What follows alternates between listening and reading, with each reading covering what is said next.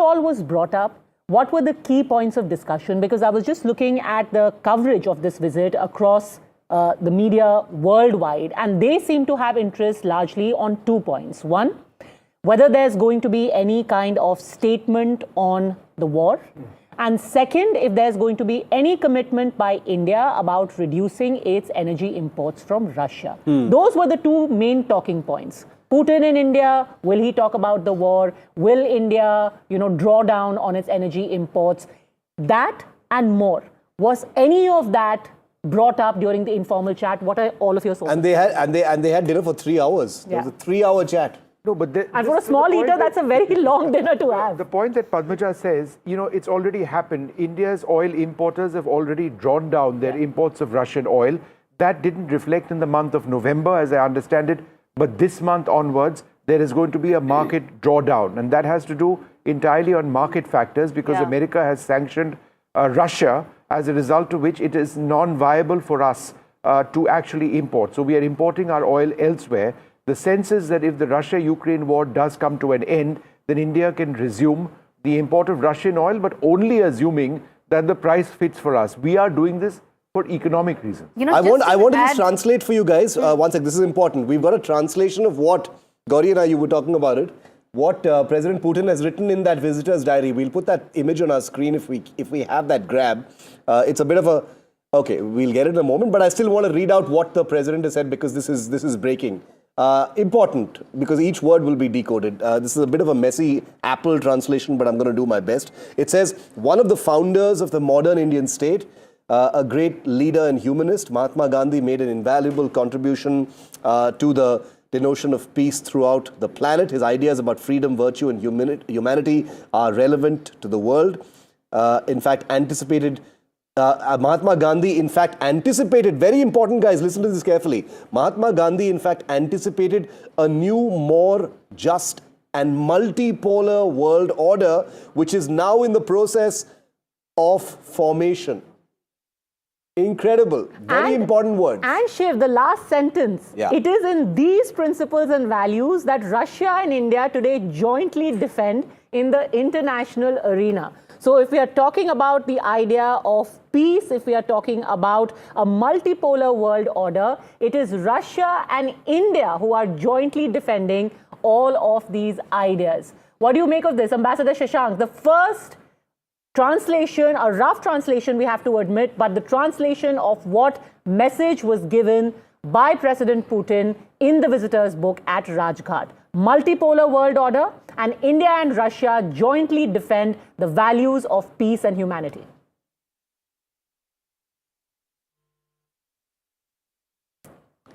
Let's just read that out again, Padmaja. The translation of what you're seeing on your screen. That's what President Putin has scrawled in a very, very nice, beautiful, neat Cyrillic in Russian script in that visitor's book. Let me just read that out again. Important, super important, because we need to decode and analyze what this means. One of the founders of... Okay, I'm going to read out the operative part. It says, Mahatma Gandhi's ideas of freedom, virtue, and humanity are relevant to this world. He, in fact, anticipated a new, more just and multipolar world order, which is now in the process of formation. And it is these principles and values that Russia and India today jointly defend in the international arena. There's no mistaking what he means, Vishnu. A multipolar world, and it is these principles and values that Russia and India today jointly defend in the international arena. Free from diktat and hegemony, built on principles of equality, mutual respect, cooperation among nations. Yeah. Free from hegemony, right? So this is a dig at America. Let's say it straight. Yeah. This is a very direct message at the United States saying that you need to respect the views and the existence of other nations in terms of what their ideals are. And for India, this ideal has been consistent. It used to be called non-alignment earlier on. It's now called strategic independence. Yeah. Or whatever it is, it essentially means the same thing. And that's something which Russia says as well. Aditya Rajkol joins us now live outside Hyderabad House. On the bottom left-hand side of your screen are images from Hyderabad House. That's where the delegation level talks between India and Russia start very soon. And that's what the summit is essentially all about. Aditya, what's on the agenda? Well, on agenda are a lot of things, including energy, including trade, and of course the robust defense cooperation between Moscow and New Delhi. We had the first two important events, the official beginning of the visit of the Russian President Vladimir Putin to New Delhi, where of course he had the ceremonial reception at India's President's house, that is the Rashtrapati Bhavan, and thereafter the Mahatma Gandhi Memorial, the Rajghat, where of course he signed the visitor's book. And of course, you described it very well, the big Putin message from New Delhi at the Rajghat. And then, of course, will be the official delegation level talks, the 23rd India-Russia summit that will be beginning right behind me at the Hyderabad House, the iconic building where several global leaders have been welcomed in the last many decades. And Putin has been here before and is coming yet again with a lot on the platter. On the platter, of course, defense deals that could be discussed in detail. There is, of course, the talk of strengthening the S-400 air missiles that had performed very well during Operation Sindoor. A little bit of a chatter about the S-500 and, of course, other fighter jets and stealth platforms. So as of now, trade, fertilizers, automobiles will be discussed threadbare. There will be also discussions on people-to-people contact. Media relations between India and Russia, also big talking point, with Russia today really expanding their platforms here in New Delhi. And apart from that, there will be discussion also on the ongoing peace process around the Russia-Ukraine war, as we have been mentioning in the last many days. So the big talking point, the big handshake between Modi and Putin will be happening in a few minutes from now when Putin arrives here at the Hyderabad House from Rajghat. Okay, we'll be live on those pictures. Aditya, stand by. I just want to take a very quick break because we need to take... no break. We're going to take the headlines right now. Let's quickly remind our viewers of the headlines we're tracking at noon today. The Indigo crisis has escalated to an alarming level, leading to massive confusion. Delhi airport claims all Indigo flights have been cancelled till midnight. We can confirm that is correct. But Indigo has disputed the detail. Aviation regulator says as per Indigo, flights are cancelled till 3 p.m. It's total chaos. The system is fully overwhelmed. Passenger chaos at multiple airports across the country. We've got eyes on every single one of these images. Indigo passengers stranded due to last-minute cancellations. Videos show baggage strewn around at airports with no staff to take care of them. Like I said, the system is overwhelmed. Ceremonial welcome for the Russian president at the Rashtrapati Bhavan. Key Modi-Putin bilateral in minutes from now at Delhi's Hyderabad House. The big focus is on trade, defense and energy ties. NDTV has the best team on the ground in the studio and across the world to analyze it in real time. Meanwhile, the Deepam Rao has escalated. The Tamil Nadu government moves the Supreme Court against the High Court order. BJP overnight protests against Stalin and the DMK in Chennai. The Chief Minister says Madurai must choose between development and politics. This is a flashpoint that is only escalating. And good news for home buyers as your EMIs are set to get a little cheaper. RBI slashes repo rate by 25 basis points to 5.25%.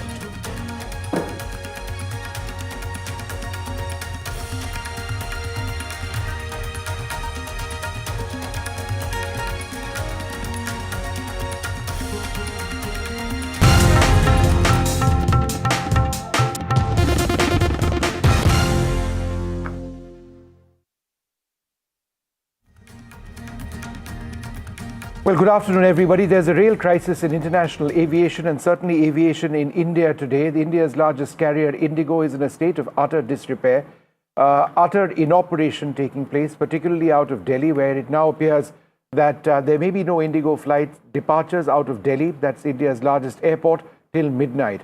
It is a rail crisis. What has triggered it? We're going to bring you all of the details. But before we get into that, if you take a look at this multi-box of stranded passengers across the country, it is a desperate situation with tens of thousands of passengers now impacted. The entire scheduling of Indigo is non-operational. There is a cascading impact which has taken place. If you've got dozens of flights impacted out of Delhi alone, then this is an airline in a rail crisis. There is no clarity on when this will be resolved. All of these passengers, on an average, an Indigo Airbus A320 or A321 carries 150 plus passengers. Imagine the plight of these passengers. Yes, they'll get their money back in about 2 or 3 days, but what about being stranded? And what is the impact which is taking place on other airlines? Because there is possibly a run on other airlines to buy their tickets. Akasa reporting that their website is facing intermittent problems at this stage. But spare a thought, I think, firstly and most importantly, on those passengers who are impacted. So to get an idea of what exactly is happening with passengers who've been impacted, let's first go across to Sam Daniel at Chennai Airport, and then we'll travel to Guwahati Airport and Bengaluru as well. Sam, what's happening around you?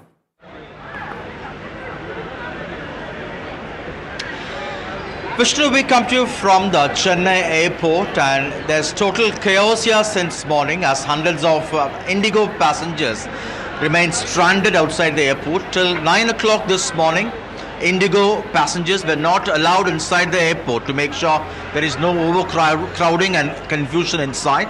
But now desperate passengers are queuing up at the Indigo counter to try to reschedule their flights or to get their money refunded. Sam, apologies for interrupting you. We have to be very agile today, switching between images. President Putin and Prime Minister Modi at the Hyderabad house. Live pictures. On NDTV, remember, we're going to be on our feet and getting you the very latest images so you miss nothing about the big stories of the day. The big handshake at Hyderabad house, Vishnu. And That's Vedika right. joining us as well. And you know, Vedika, just a little while from now, we'll see the leaders after they go in, those summit level talks taking place. They aren't really negotiating anything. It's essentially negotiated. They sign, they come out, there'll be a joint statement. Absolutely. Also, Shiv, at this point, I want to once again talk about what was written in the Visitors book by the Russian president. Multipolarity is something he wrote about, sending a message to the West, essentially, that he is not isolated, his country is not isolated, despite the sanctions by the West, Vishnu. And if we just read out verbatim again for the benefit of our viewers, because again, every word, very significant, very obviously a lot of thought goes into what is written down there.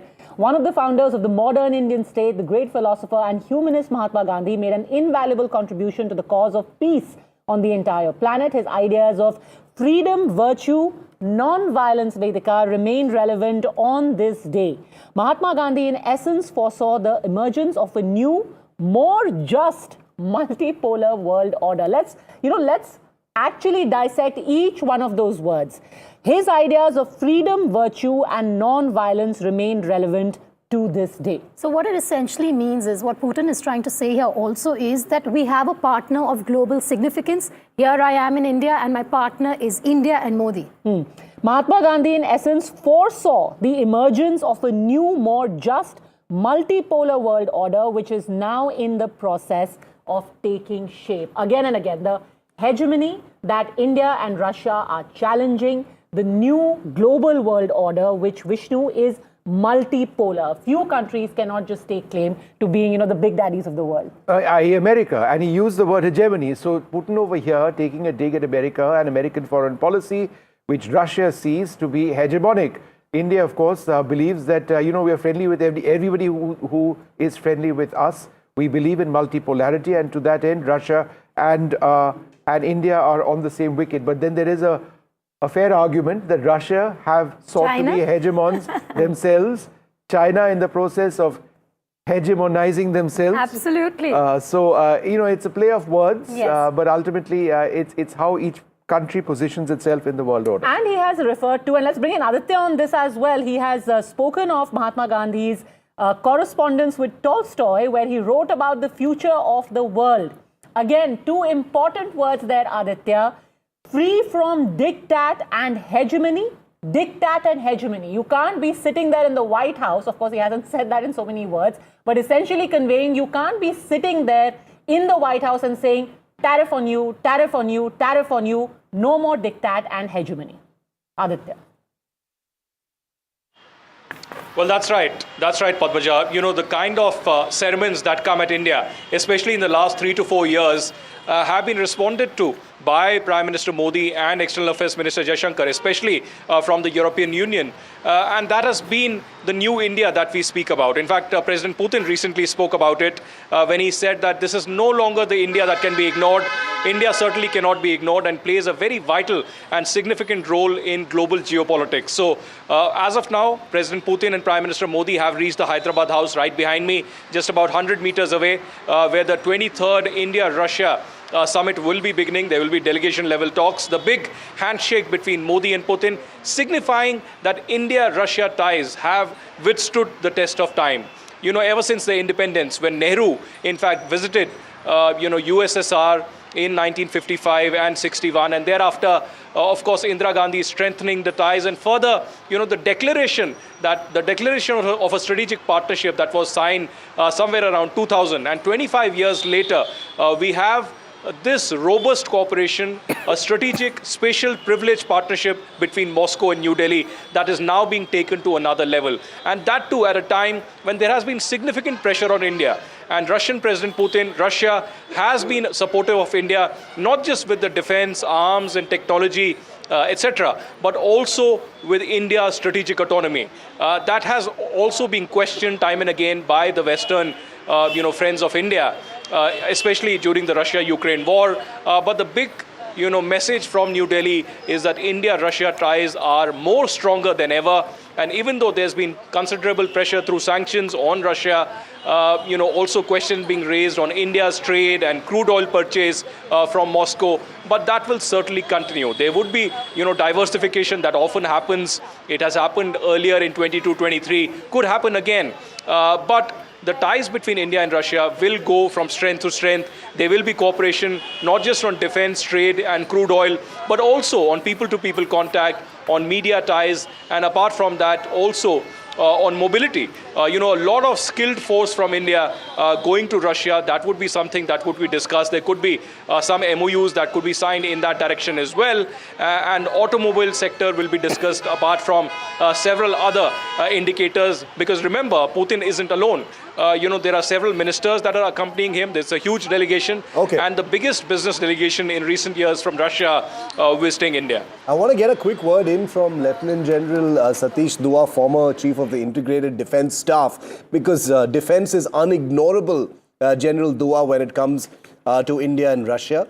It has been the most reliable component in many ways of this relationship. We saw it during Operation Sindoor as well. We know that no big announcements as far as defence is concerned are expected during this visit, but it's definitely in the air and always on the table, General Dua. Yes, Chief. Let me start with your last sentence first. That there are no big announcements that are likely, but defense is in the air. Our defense agency. Actually, between India and Russia, we don't need big announcements because it's not something that has just started or it's a flash in the pan. It's something that has endured for the last nearly 8 decades or 7.5 decades. Soviet Union earlier and Russia now has, on one hand, been a very trusted partner. I was reading a sentence somewhere that said India and Russia are one of the most resilient bilateral relationships in the world. And to that extent, followed by Russia. Okay, I'm going to try and, General Dua, my apologies. There seems to be a little bit of a problem with that audio. I'll fix that with you and then we'll come back. But we're going to stay with these images momentarily. This is the Prime Minister and the President of Russia walking into the wonderful Hyderabad house, which is right next to India Gate in central Delhi, where the summit level talks will take place right now. This is the core, this is the heart of this visit. This is where the two leaders will sit across a table and discuss what the two countries are going to agree on going forward. On the screen right now, a little bit of, let's listen into what's happening. आपके साथ मेरे परिचय को और संबंधों को उसको भी 25 साल हो गए हैं. Для меня лично тоже это важное событие, потому что мы знакомы с вами 25 лет. एक्सेलेंसी, मैं मानता हूं कि ये जो 2001 में आपने जो भूमिका अदा की एक विजनरी लीडर कैसे सोचता है, कहां से शुरू करता है और संबंधों को कहां तक पहुंचा सकता है, इसका एक उत्तम उदाहरण भारत रशिया के संबंध है। Уважаемый господин президент, ваша роль, начиная с 2000 года, за последние 2,5 десятилетия, свидетельствует о вашем дальновидном и твердом руководстве и о том, как развивать двусторонние отношения. И это хороший пример для других отношений, как индийско-российские отношения развиваются.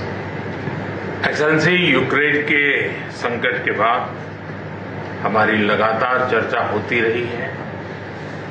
आपने भी समय समय पर एक सच्चे मित्र के रूप में हमें सभी चीजों से अवगत कराया है। मैं समझता हूं कि ये विश्वास बहुत बड़ी ताकत है और आपको मैंने अनेक बार इस विषय की चर्चा भी की है और विश्व समक्ष भी मैंने रखा है कि विश्व का कल्याण शांति के मार्ग पर ही है। हम सबको मिलकर के शांति के रास्ते तलाशने चाहिए और पिछले दिनों जो प्रयास चल रहे हैं, मुझे पूरा विश्वास है कि विश्व फिर से एक बार शांति की दिशा में लौटेगा। Уважаемый господин президент, мы регулярно обмениваемся мнениями по поводу Украины. Вы, как истинный друг, рассказываете мне о том, что происходит в этом направлении. Это свидетельствует о глубоком доверии между нашими странами. Это и есть сила, настоящая сила наших отношений. Мы видим, мир переживает очень много перемен, но мы последовательно поддерживаем позиции установления мира, скорейшего установления мира, и поддерживаем все усилия недавние в этом направлении. И мы должны все работать сообща для того, чтобы работать в этом направлении для установления мира. И я полностью уверен, что мир пойдет вновь на этом пути. एक्सेलेंसी, पिछले दिनों विश्व समुदाय के सभी नेताओं से जब भी मेरी बात हुई है और उन्होंने जब विस्तार से मेरे चर्चा की, मैंने हमेशा कहा है कि भारत न्यूट्रल नहीं, भारत का पक्ष है और वो पक्ष शांति का है। हम शांति के हर प्रयासों का समर्थन करते हैं और हम शांति के हर प्रयासों के साथ कंधे से कंधा मिला करके खड़े हैं। Ваше превосходительство, когда я встречаюсь с мировыми лидерами, я всегда им говорю, что Индия не нейтральная страна. У Индии нет нейтральной позиции, у нас своя позиция, и эта позиция в пользу мира, это позиция мира. И мы поддерживаем все усилия, которые направлены на установление мира, и мы будем двигаться плечом к плечу со всеми державами, которые держатся этой пути. पूरे विश्व ने कोविड से लेकर के अब तक कई संकटों से गुजरा है। हम आशा करते हैं कि बहुत ही जल्द विश्व को चिंताओं से मुक्ति मिलेगी और एक सही दिशा में प्रगति के राह पर विश्व समुदाय को एक नई आशा पैदा होगी। एक्सेलेंसी, मुझे पूरा भरोसा है कि आज दिन भर हम अनेक विषयों पर चर्चा करने वाले हैं।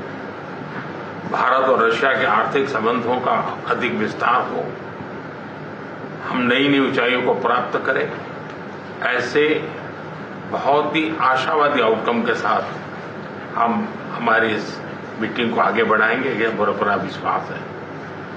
Уважаемый господин президент, весь мир страдал от пандемии ковид, и были также разные другие кризисы, поэтому мы надеемся, что мир вновь на пути прогресса, развития, и наша встреча будет вселить надежду в этот вопрос. Уважаемый господин президент, сегодня весь день мы будем разговаривать по разным темам. Пускай наша встреча придаст новый импульс нашему экономическому сотрудничеству. Мы возлагаем большие надежды на нашу сегодняшнюю встречу, и мы ожидаем хороших результатов по итогам нашей встречи.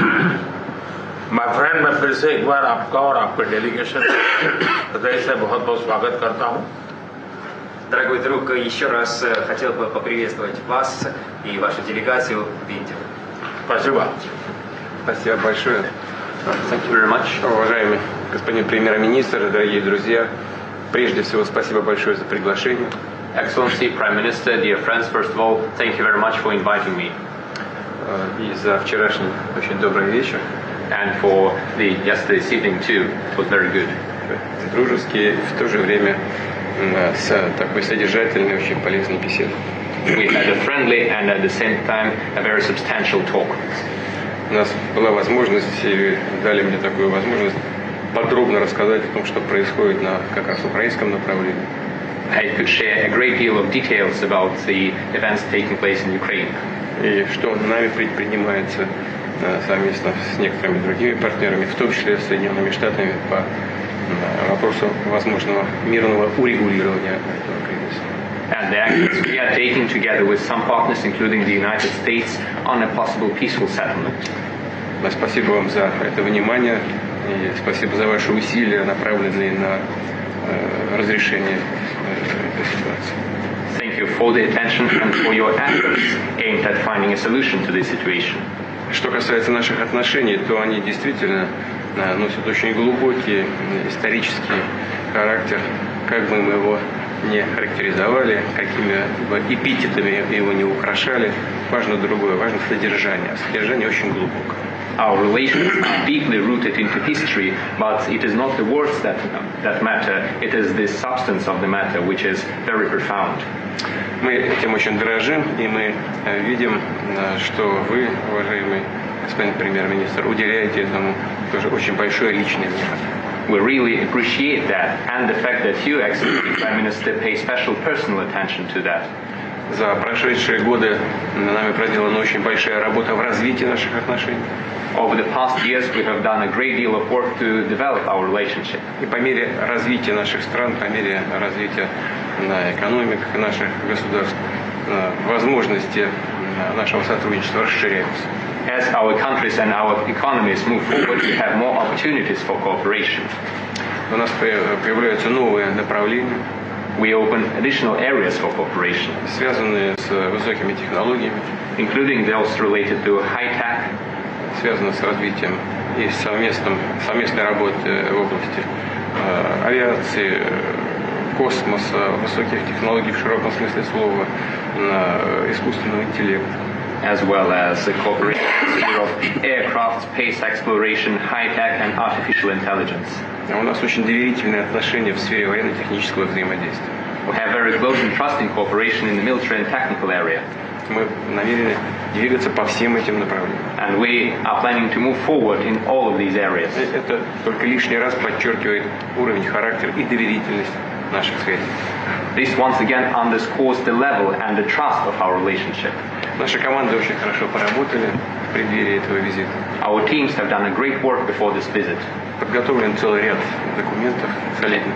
They have prepared a great number of documents for us. У нас есть возможность на чем-то остановиться, что-то обсудить дополнительно. We have an opportunity to talk in more detail about some of them. Ну и уверен, что мы сегодняшний рабочий день завершим с хорошим результатом. I am sure that we will have a very fruitful working day. Спасибо. Thank you very much. All right, so lots of important points over there. Vladimir Putin and Prime Minister Modi speaking on Ukraine. This is significant. And in a sense, the takeaway from so far of the visit, I would suggest in terms of the content of conversations, the Prime Minister called Putin a visionary leader. He spoke about the Ukraine crisis. He spoke about India not being, neutral. Independent or neutral, but was firmly in the side of peace, not neutral, on the side of peace, hope for global peace and progress. Very significantly, Vladimir Putin told the Prime Minister about the Ukraine process, about the peace settlement that he was working on. He says that he shared Ukraine details with India. विश्व बहुत बड़ी ताकत है, विश्वास बहुत बड़ी ताकत है, विश्व का कल्याण शांति के मार्ग पर ही है, हम सबको शांति के रास्ते पर चलना है. We all have to walk on the path of peace. And again, underlining what Vishnu just said, the Prime Minister again, and I think this is for the third or the fourth time that he's making it clear, we are not a neutral party in this conflict. हम शांति के हर प्रयास का समर्थन करते हैं, हम शांति के हर प्रयास के साथ कंधे से कंधा मिलाकर खड़े हैं. We are on the side of peace. very firmly again underlining that we want an end to the conflict without saying it in so many words. We are on the side of peace and a constant exchange of information is taking place, Vedika. And it's the third time he said it? It's the third time. It is. And also it's interesting because this perhaps would have been a part of the talks yesterday during the informal dinner that Prime Minister Modi had with President Putin. But US is watching closely, of course, and perhaps they'll be a bit happy today that this is something that the Prime Minister has said right before the bilateral talks, Shiv. He's made it clear that India is on the side of peace, while you have Trump there trying to send his people across, trying to strike a deal for peace between Ukraine and Russia. And it also establishes consistency. The fact that the Prime Minister has said it once, I'm forgetting which summit it was where he said it first. Then he said it when he met the president. He said it in Kiev. Earlier in Kiev. He said it in Kiev when he went to visit Zelensky. Not just to Zelensky, but I'm saying to Putin personally. Yeah. This is the third time he's saying it to Putin personally. He has said it over a phone call as well, so that's probably 4 times. And he said, I've repeatedly been talking to you about So this kind of radiates the Prime Minister's. It's not a one-off remark. 100%. Yeah. This has been India's policy on Ukraine, and this is out in External Affairs Ministry statements as well. This is what the Prime Minister said in Moscow. Our Prime Minister said this in Kiev as well. We want a diplomatic solution, a peaceful outcome to the war between Russia and Ukraine. He's just saying the same things in different words. And this line, what Putin has said, we've shared Ukraine details with India, and we are working on a peaceful settlement. So here, the Prime Minister is saying, listen, we are on the side of peace. This is the only path on which the entire world should be walking. Tara Kartha joins us now on this broadcast. And the Russian president also reciprocating, saying we are working on a peaceful settlement. Big words. Your first thoughts, ma'am? See, talking about peace is not just some, wishful Gandhian concept of peace. This is practical politics. We need peace in Russia because otherwise you're not going to get to very basic stuff. Your defense orders are not coming in because they don't have the bandwidth to give you that stuff. One. Number two, if private investors, if you have to get those rupees which is lying in Russia across, you need private investment to go there. Nobody is going to go as long as there is a war. Number three, if there is to be energy continuation via the Petersburg route, that again, you can't, it's all very well to say that, we have this great relationship with Russia, which is true, which is absolutely true. It goes beyond, there's a certain continuity to it.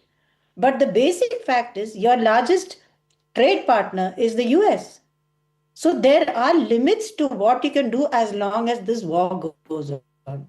And let me tell you, we also have ties with Ukraine in terms of defense.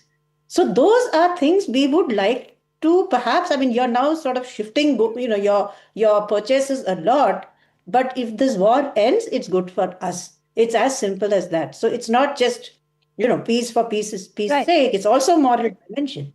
But Ms. Kartha, it's also about that fine balance now in terms of India. You have, the biggest trading partner, and then you have the country called Russia here that gives you your biggest defense deals. For Prime Minister Modi and his government, it's about walking that fine line, ma'am.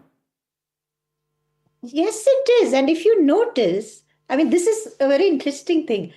Much of your purchases for the Indian Ocean side, when you're talking of the Navy, you're talking of recently 7,555 crore deal for MH-60 helicopter sustainment with the US. That is anti-submarine warfare. So all the Indian Ocean related, Navy related is largely now going to the US.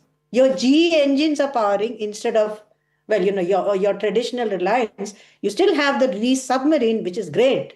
But that's how it is in terms of the sea-based systems. Land, you're still with the Russian systems.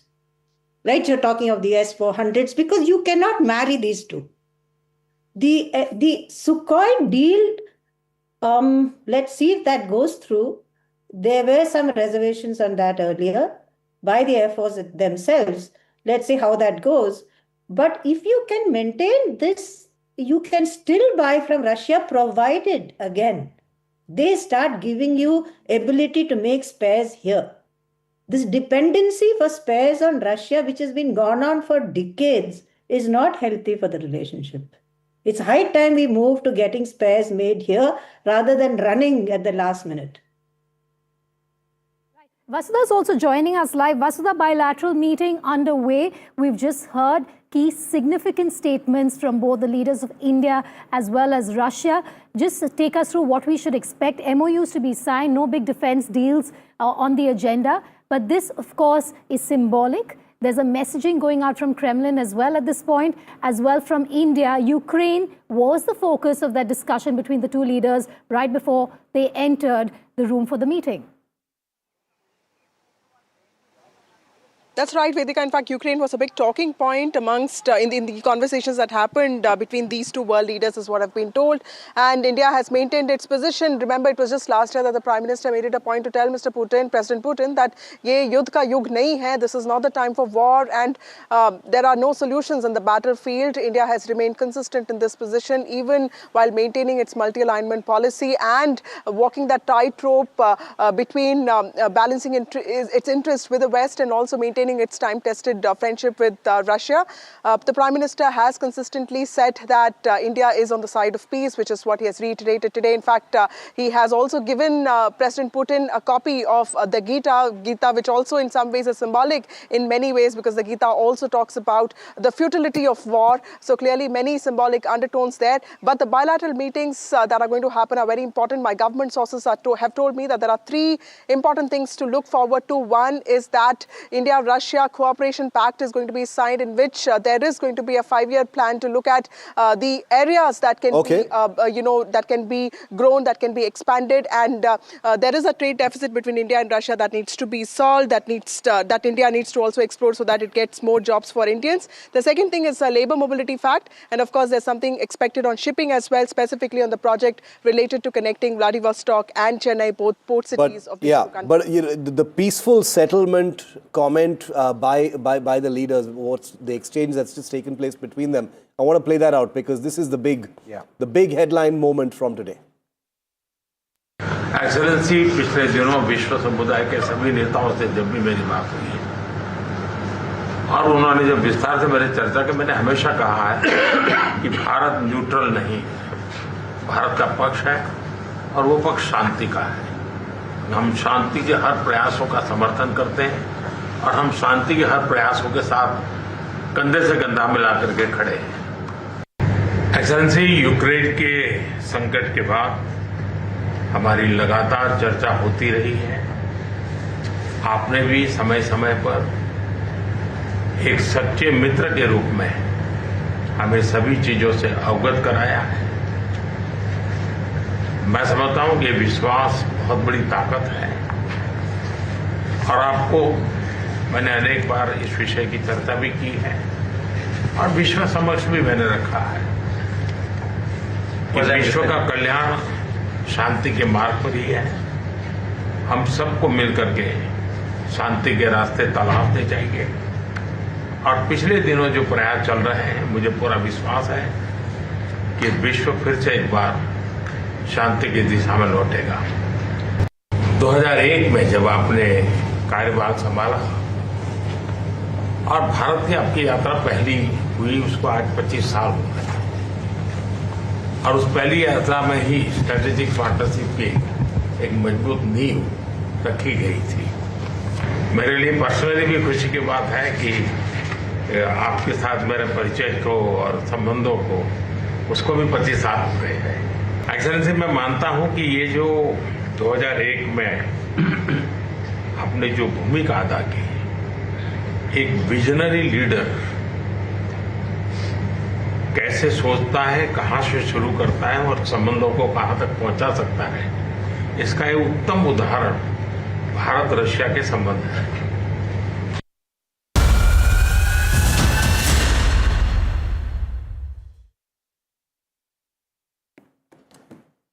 Okay, the Indigo chaos continues to be the big story here on NDTV. We'll keep an eye on what's happening between Putin and Modi and we'll update you as soon as it happens. But this is the story facing the country today, viewer. Just look at these 10 images from different cities in the country. Horrifying, nightmarish images facing lakhs of passengers courtesy Indigo, once considered the most reliable airline, most dependable airline, it is completely overwhelmed. From Delhi to Mumbai to Goa to Jaipur to Kolkata to Chennai to Hyderabad to Bengaluru to Chandigarh, anywhere that this airline operates, they've been completely jammed. Their systems are overwhelmed at this point of time. I want you to take a look at this set of ground reports, the very latest that we're bringing in from our reporters. Joining me here, his flight has also been cancelled. Where were you travelling to and when did you get to know that your flight's cancelled? So I'm travelling to Raipur and I got to know about it when I was on my way, particularly, and I was just about to reach the airport that your flight is cancelled. Plus then I came over here, I went for the inquiry. It took me around 2 hours to stand on that line and to get to know about the flight being cancelled. And it's not that far. If you see the boarding way, display board, it's showing that the check-in is still going on. I'm not sure the things which are going on between the Indigo and delegation, but it's not correct. I believe the thing is not about the full compensation as well. Yeah, exactly. Have you been told when is your next flight? Have you been able to book the next flight? So they are saying that we can't give any flight for today. We can try for tomorrow, not for today. And since we have 3 passengers right now, so for no one we are not getting any possibility of getting any flight by today. Yeah. Even the connecting one. This is what we're seeing here. These are the kind of people stranded at Delhi airport and across all airports and with no information, and even with other airlines. This is what's happening now, that of course, naturally speaking, the demand has fallen onto the other airlines. So the prices, the airfares have skyrocketed across other carriers as well. Chennai airport, as hundreds of passengers with Indigo tickets have got stranded. For the first time, the CISF at the entrances are not allowing passengers with Indigo tickets, as Indigo flights across the country have been cancelled except the international flights. This is the 3rd day of this kind of a major disruption and hardship. Passengers are stranded and many have no option to continue their travel plans with other flights, as they say tickets have become very, very expensive, something they cannot afford, and the refund, although Indigo offers, could take a long time to come. Tell us about your situation. Yeah, so actually I'm an employee, government employee in IIT Dhanbad. So I have to go and join there yesterday itself, but then flight got cancelled and now it has got cancelled. They are not letting us inside. So we are just standing here in the airport. We have a child of 2 years old and it becomes difficult. At least they could have informed us some few hours before so that we do not have to. What are your options now? We have almost no options. अभी मेरे बच्चे का skating का competition है, विशाखापट्टनम की हमारी flight थी लेकिन वो अब कैंसिल हुई है, 5 बजे तक हमें पहुंच. You're traveling to Visakhapatnam, is it? Yes. And no flights now? No. We are going to by bus now. Today cancel all the flights. So reschedule करने के लिए बोल रहे हैं, लेकिन हम तो 2 दिन यहाँ रुक नहीं सकते. So passengers hope this will come to an end soon. Today there's no fresh statement yet from the Indigo management, although yesterday they had assured that they're working to normalize operations soon. At the Chennai airport with Suresh, Sam Daniel, NDTV. Chaos prevailed across airports in India as Indigo flights remain delayed and cancelled in the airports in the country. 3 days on, more than 1,000 flights of the Indigo has been cancelled and delayed due to certain challenges that the 20-year-old airline, who claimed to be before time departure and before time arrival, remained delayed and cancelled, leaving passengers stranded in the airports and at a time when it is peak holiday season in the country, the year end. I have some passengers with me. We have been knowing that some disruptions are there, but that it will be cancelled. We thought that it will be delayed. So we crossed our fingers and came here and figured out that it has been cancelled right now. And so it was supposed to be a holiday. No rescheduling, but right now we got an email which said that your flight is we figured it out here, and then we got this email that it's cancelled and we'll refund you everything, but nothing about rescheduling. After rescheduling multiple times, now it got cancelled for the day. There is no flight for South today for Bangalore, Hyderabad, Chennai, Coimbatore, Trichy or any other airports in South. I have requested them to, direct me to whatever the nearest airport to Chennai. And there is no flight today, tomorrow. Any Chennai flight today is at 30,000, 25,000 per head. It's not viable to go. How can a government can allow prices to go up? There has to be a price bracket of any airline. I mean, look at the reactions that from people over there. These are ordinary commuters, citizens. They are livid. Somebody could have a medical emergency. You could be going for an exam.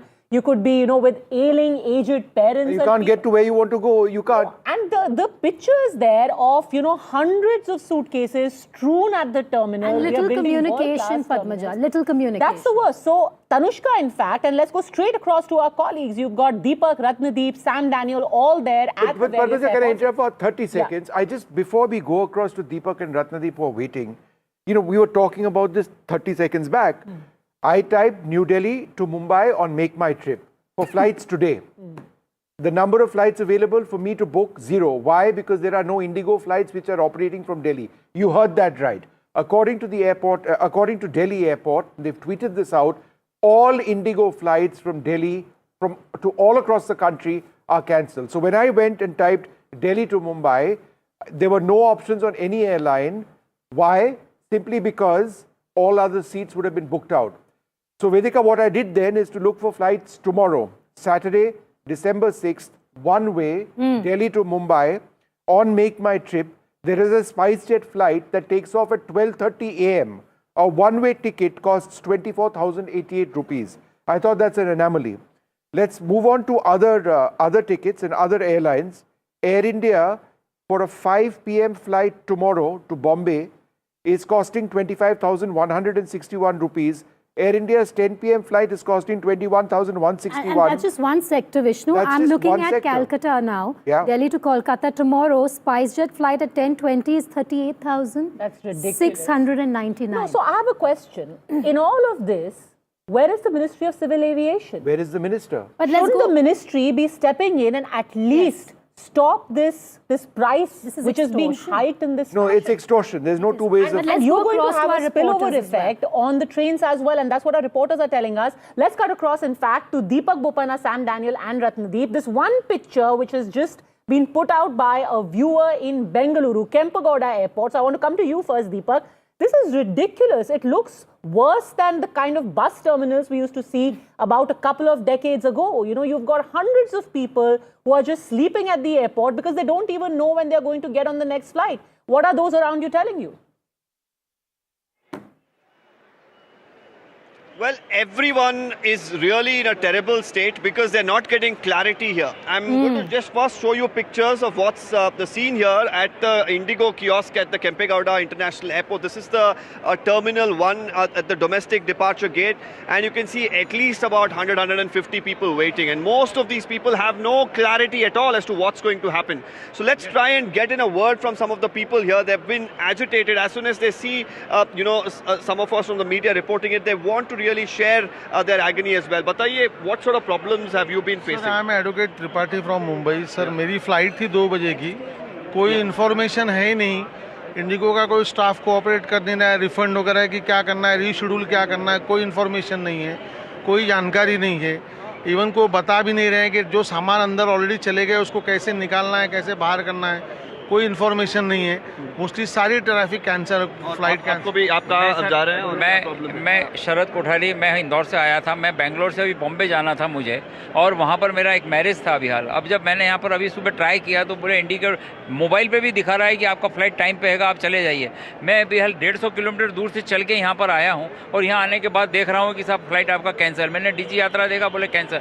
आप बोले counter पर चले जाइए. जब मैं counter पर आया हूँ तो यहाँ पर 2 घंटे पहले से जो लाइन लगी थी वो वो मूव ही नहीं हो रही है मतलब that's a big problem. You know, on one hand, people can have, I mean, yes, there are cancellations. Indigo has confirmed that, you know, they are facing problems, but not giving people clarity. That is the biggest concern. And now he mentioned about a wedding, and I just want to highlight this story that has now come to the fore from Hubli, where a couple was in fact forced to actually have their own reception online. You know, this happened where a couple from Bhubaneswar were supposed to reach Hubli, and they couldn't really make it here because both of them were flying Indigo, and their flights got cancelled, and eventually, you know, they appeared online for their own reception. Let me try and get in a word. I just spoke to a few of them a little while earlier as well. Tell me, madam, if you could just turn around and tell us what sort of problems have you been facing? Could you just give us a little bit of a lowdown on how long have you been waiting? If you could just turn around for the cameras. Yes, go ahead. Right, so I think there was no intimation done, and I've traveled like around 2.5 hours to reach here. Yeah. And when I come here, and I was doing a Digi Yatra check-in, and that's when it showed that the flight's been cancelled. Yeah. And there are no flights. I think the next Indigo flight is in the late evening, and I don't know about the status of that flight too. So, you know, that's a long queue that we're waiting here for. A lot of trouble. And stories like this, of course, are very, very common. Most of them, the bigger concern that they're facing as they wait in these queues is there's no clarity as to what's coming their way. There are random reasons that are being given by the airline staff here. Some of them say that your ticket is cancelled. Some of them, your flight is cancelled. Some of them say the flight is going to be delayed. Now here you have a young child, and imagine the plight of the mother and the grandparents who've come in. I just spoke to you, ma'am, a little while ago. You had come with your young kid. Tell me how difficult has it been waiting here? See, I cannot even call on the customer care. Their line is not responding, and now I have to stand here and whatnot. Where are you trying to fly to? We are trying to fly to Delhi. Delhi. Well, so the problems, of course, are plenty. The solutions at this point in time are very few. Yes, they have admitted that there's a shortage of staff, but at least giving customers some sort of clarity so that they don't have to really be stranded in the fashion that they have been will be of great help to the commuters. You've got a wedded couple who are forced to attend their own wedding reception online.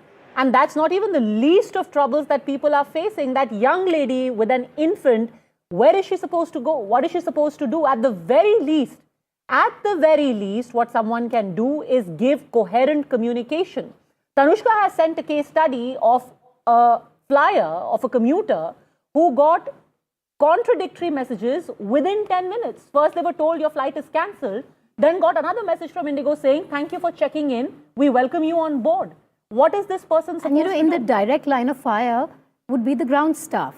Exactly. So you've got people who are protesting inside the airport terminal. I heard a horror story of somebody who was actually made to get onto the bus, and then they just sat inside the bus for 1 hour, not knowing whether they are going to board the flight, whether the flight is going to take off. And the last update that we've seen from the Ministry of Civil Aviation, Ratnadeep, was about 14 hours ago from 9:36 p.m.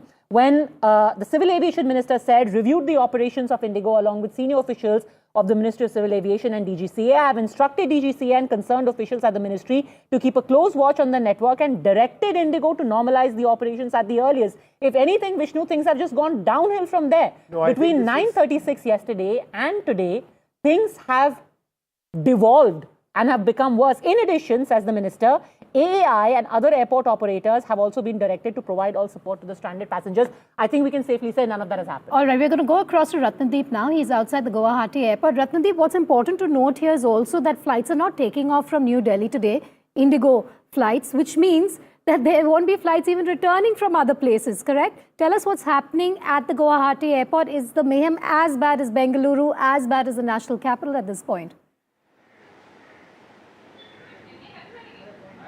That's right. In fact, yesterday there were 8 flights of Indigo that got cancelled out of Guwahati, and several flights were delayed for hours together. But the situation actually today is even worse, with flights not taking off from Delhi. Remember, several flights to Northeast India, particularly Guwahati airport, from where we are reporting.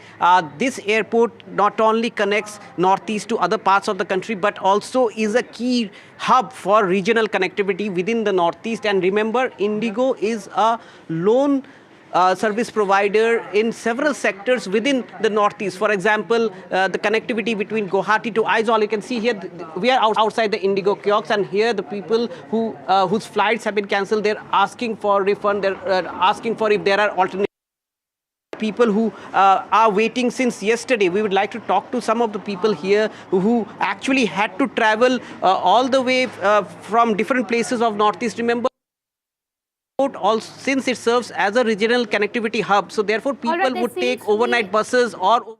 There seems to be a connectivity issue there. Ratndeep, we're going to come back to you. But just to let you know, at least 500 flights, Indigo flights, have been cancelled today. The Delhi airport will not be operating flights in terms of departures from the New Delhi airport. Those are the latest lines we have for you. Of course, we will bring you more updates. But for now, we're sipping a short break. We'll be back with more news on the Indigo crisis, the meltdown, in moments from now.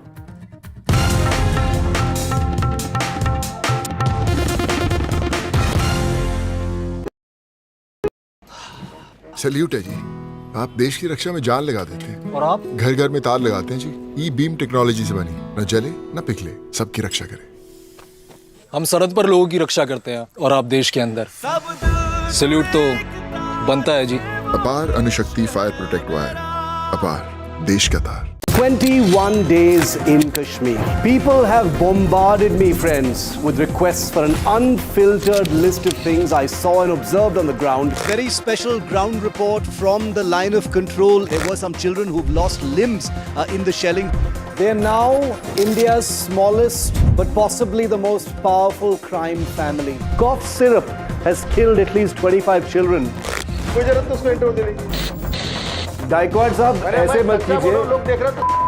Suddenly people are wondering about the weaponization of India-Pakistan cricket. We live and breathe elections. You will not believe your eyes or ears when I show you what I'm about to do. And for a country that has fought so many wars in the mountains and at high altitude, we're standing on the Indian Navy's newest warship, the line of control, Shiv Arur, NDTV.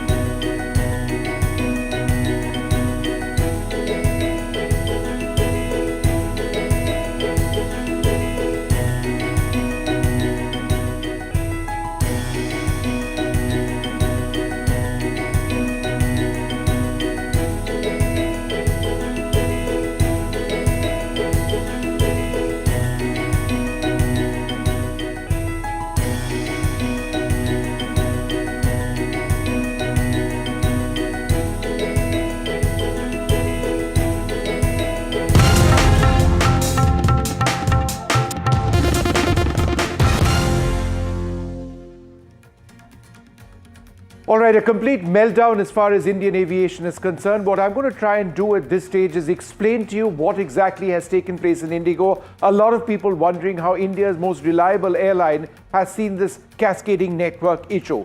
Now, there's something called flight duty time limitations, FDTL. This is essentially a safety regulation which governs the number of hours that pilots can safely operate. If they fly more than that, there's a sense that fatigue can impact pilots. You don't want our pilots to be tired, right? So let's take a look at what the old rules were. The old rules were 2019 rules. There was a weekly rest of 36 hours that was allowed. In other words, pilots did not, in Indigo and other airlines, get 2 days off. There's a new rule which has come into place. It's come into place in 2 tranches that says that there need to be 48 consecutive hours of leave. So you can't have like a few hours on one day that you get off or maybe a day off. There has to be 2 days right off. So with 2 days off is 48 hours The old rule says that there's something called night duty. You can operate on night sectors between 12 a.m. and 5 a.m. The new rules say that night duty has been extended up till 6 a.m. Now, this becomes problematic, and I will explain to you in a little while why. It has to do with the number of flights that you can operate during night duty. Now, here's what I was talking about. The maximum flight duty period for night operations, remember many of our flights operate at night, used to be 13 hours. That's come down to 10 hours. What does that mean? It means that to operate the number of flights that you seek, you need to have more pilots. The question is, where are the pilots? Let's move to the next point. And the next point will give you the maximum number of landings. Before, the old rules allowed up to 6. A pilot could land at night up to 6 times. That's come down to just 2. But airlines are now in trouble. If a pilot can only land two times at night, then, and you have a certain number of flights as per your schedule, where are you going to get pilots to fill those flights and operate them? So there's that weekly rest hour chaos, the number of flights that you can operate, the hours that you need to take rest. All of it has meant, as far as Indigo is concerned, that they just don't have enough pilots to fly their planes. This is an airline which is among the fastest growing in the world. They've been inducting aircraft sometimes once a week. The order book is the largest in the world for A320 class aircraft. There is one more point over here. In the old rules, a fatigue risk management system was not mandatory. Airlines didn't need to have a system which actively monitored risks. Now, the government has said, can we go back to the previous points? The government has now ruled out that fatigue is something that needs to be mandated within the system. Now, I've done the math, and it basically means that if Indigo were to operate their existing number of flights per their system presently with the new rules, they would need many more pilots. So what is the shortage of pilots? They are 935 pilots short for pilots in command, right? And they are 205 pilots short for first officers. That's what is the crisis in Indigo right now. The first priority, this is what the numbers are, what they actually have. By first priority, it means captains, and the second one refers to first officers. This is what they have, and I gave you the numbers prior to this of the shortage, which they actually, this is what they require. So you've seen what the shortage numbers actually are. We're going to take a short break at this stage, come back with a lot more.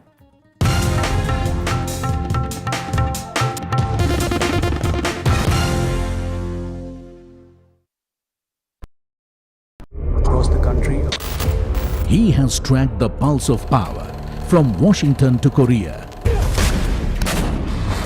Witnessed history being made in global capitals and conflict zones.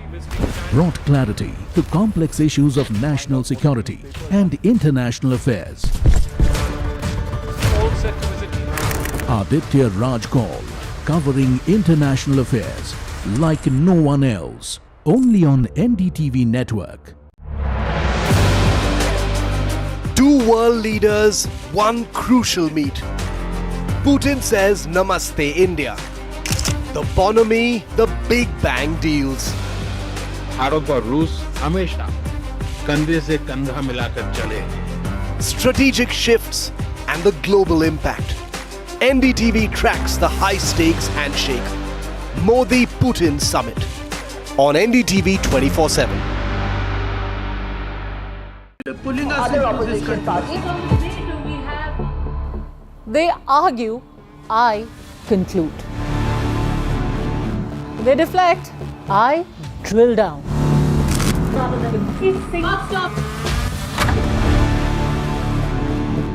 This isn't a free-for-all. It's a reckoning. No filler, no fog. Only the facts and where they lead. Every night at 9, the case closes because the buck stops here. I don't sugarcoat.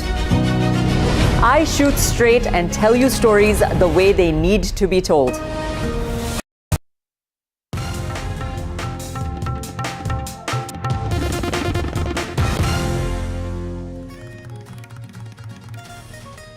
Welcome back. Huge indigo crisis, not only in New Delhi, but across the nation. In Delhi itself, we're being told that no flights, indigo flights, will be taking off at least till midnight, which means that flights that were to land in other cities, obviously, have also been impacted. Let's take you through the headlines at this hour. Indigo crisis escalates and leads to massive confusion. Delhi airport claims all Indigo flights cancelled till midnight. Indigo disputes the detail. Aviation regulator says, as per Indigo, flights cancelled till 3 this afternoon. Massive passenger chaos at multiple airports across the country. Indigo passengers stranded due to last-minute cancellations. Videos show baggage strewn around with no staff to take care of them. Very little communication, passengers claim, coming from the Indigo ground staff at this point. Prime Minister Narendra Modi and Russian President Vladimir Putin discuss war and peace. PM Modi says India is firmly on side of peace. Putin assures a peaceful solution to the war in Ukraine. The latest in the Deepam Rao, the Tamil Nadu government has moved the Supreme Court against the High Court order. BJP overnight protests against DMK in Chennai, and Stalin says Madurai must choose between development and politics. There's good news for home buyers as your EMIs are set to get cheaper. RBI slashes repo rate by 25 basis points to 5.25%.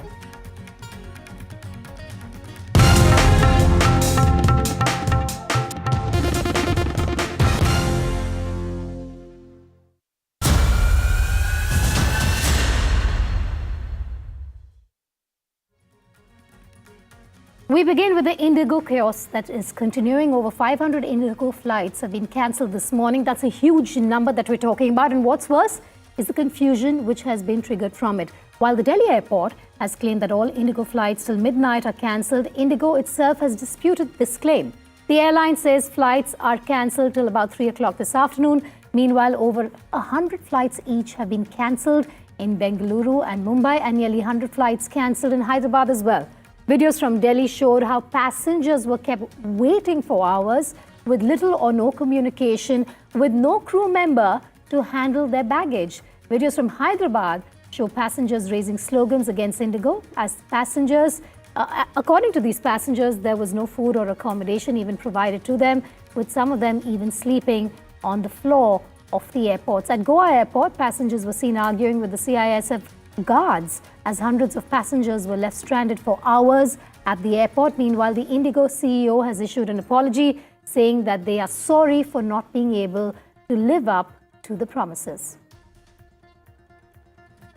You know, what I can actually tell you at this stage, Vedika, is that what we're looking at over here, and we've got these pictures on your screen, and I don't tend to exaggerate much, maybe occasionally, is the biggest crisis in Indian civil aviation apart from when you have a tragedy like AI 171.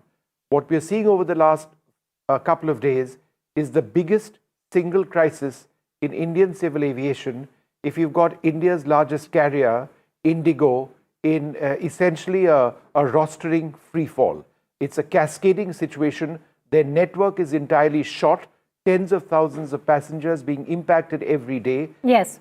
You know, you were talking about 100 flights cancelled here, 200 flights cancelled here. Can I just suggest that the actual numbers may be much larger? Yes. You may be looking at something like they operate 2,200 flights a day. By the end of today, we might well be in a situation where it's more than 550 flights which have been cancelled in the last 24 odd hours. It could well be more than that. Which is already more than 25% of what they operate. Yeah, that's right. That's right.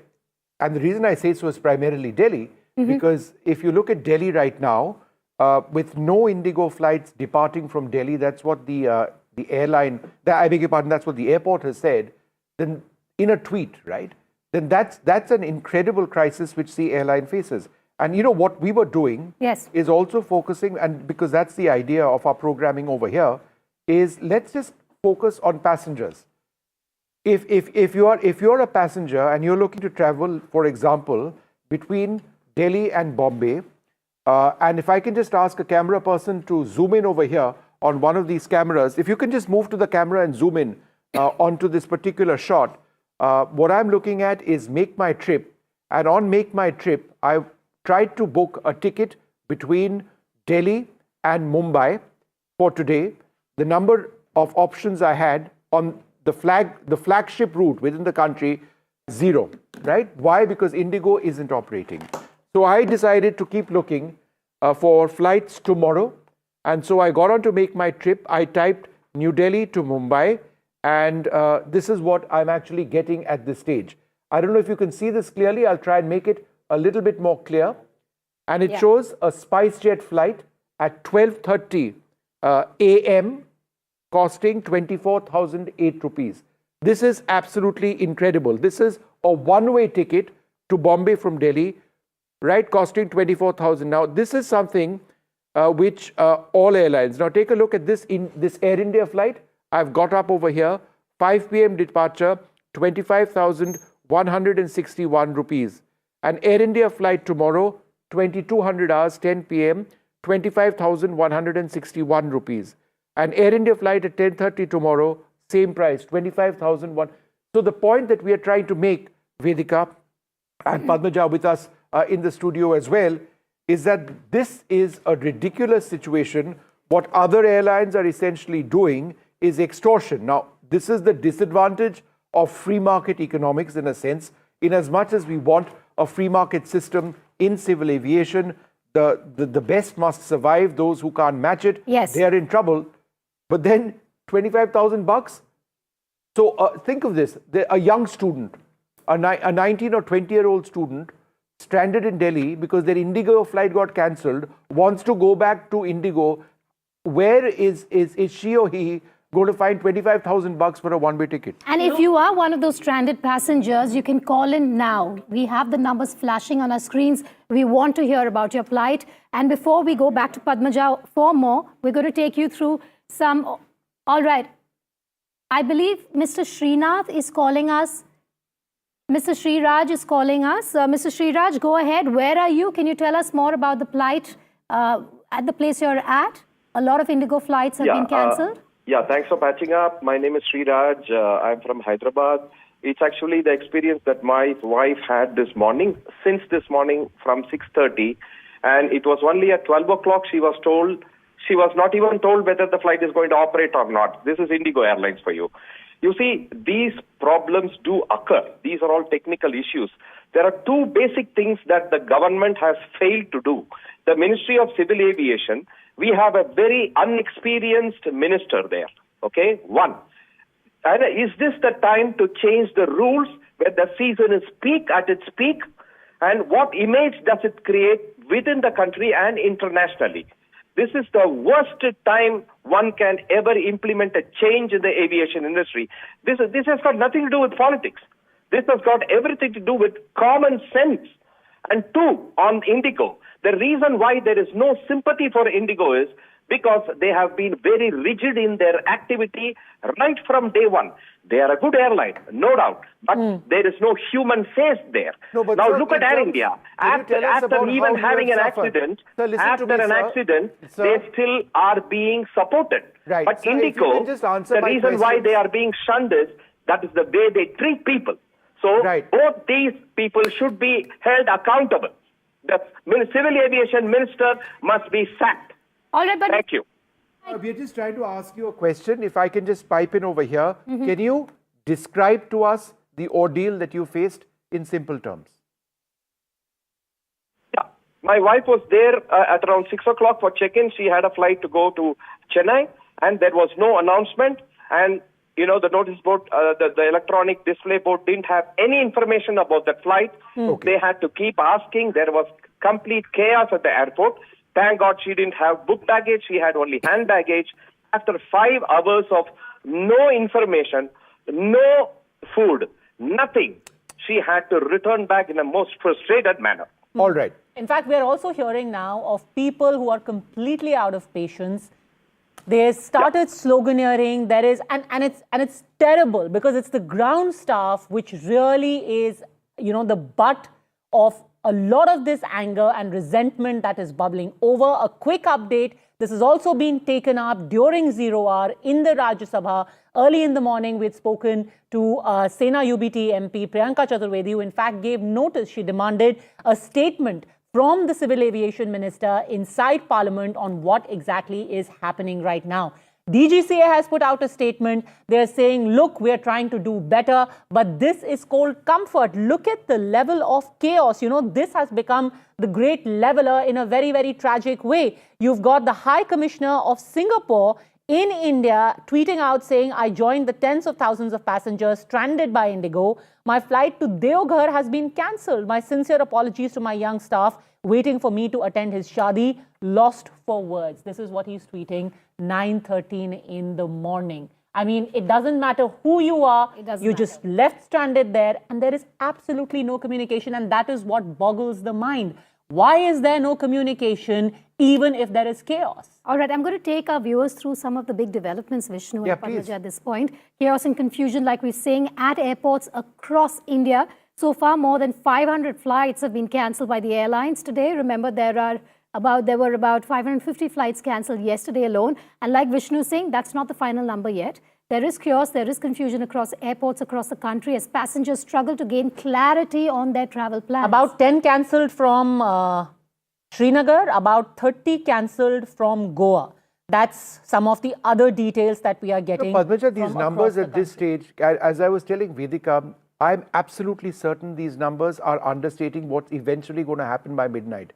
This is an airline, the largest in the country. Their networking and scheduling has gone for a toss. I'm at this stage confused about how many flights are actually going to end up operating by the end of today. So I just want to step back. For everyone who's watching right now, Vishnu, we've got this figure of 500 on our screen. This is a rough figure because it's it's having a rollover effect. Yeah. How does this get fixed? Because Indigo, what we were being told by NDTV Profit is, their proposal was till 4 o'clock, let us take everything off and then we're going to fix this. What's the solution for this? What's going to happen now? They're going to have to cut down, in my opinion, on the overall number of flights that they offer. And that has to do with the fact that they don't have enough pilots for the planes that they operate. They are presently 935 commanders short and 205 first officers short as per the new government rules which have been allowed. Now, the DGCA, the regulator, did give them a sanction yesterday and said that, look, okay, sometime in 10th of February, we'll ease back or roll back some of the new safety guidelines to ensure that you can carry on with your flights, get your network back in order. But we are seeing a cascading impact. For example, Padmaja, all of these flights which have already been cancelled over the last several days, for those passengers who want to be rebooked into the future or in the future, how exactly do they make these bookings? So just a second, this picture that you're seeing right now, the Civil Aviation Minister's review meeting, to the best of my knowledge, this is the one that was held yesterday. Since today morning, since all of these cancellations have hit commuters, have hit passengers at the airport, there is no fresh information of any review meeting being held today. Yesterday, we had last heard from the Civil Aviation Minister around close to 10 o'clock at night that he has instructed Indigo to get things on track. As of today, okay, there we've got the High Commissioner of Singapore, his tweet from early this morning. As of today, Vishnu, what stops Indigo from simply sending a message to all passengers booked today saying, for today, your flights are gone? No, so they've done that. But the thing is, I think the situation is now out of control. My mum was on a flight today was booked on a flight today from Calcutta to Delhi. So she got a message this morning saying that her flight had been cancelled. So they have been proactively telling passengers where possible. Okay. But I think the real crisis is that they intended to operate a certain number of flights as well. And the big question mark now is whether the flights which they intended to operate, they are actually able to operate at all. Okay. Now, I think that's where a lot of these passengers who are calling in are facing a crisis. John from Delhi is with us on the phone line. John, where were you set to go and what happened?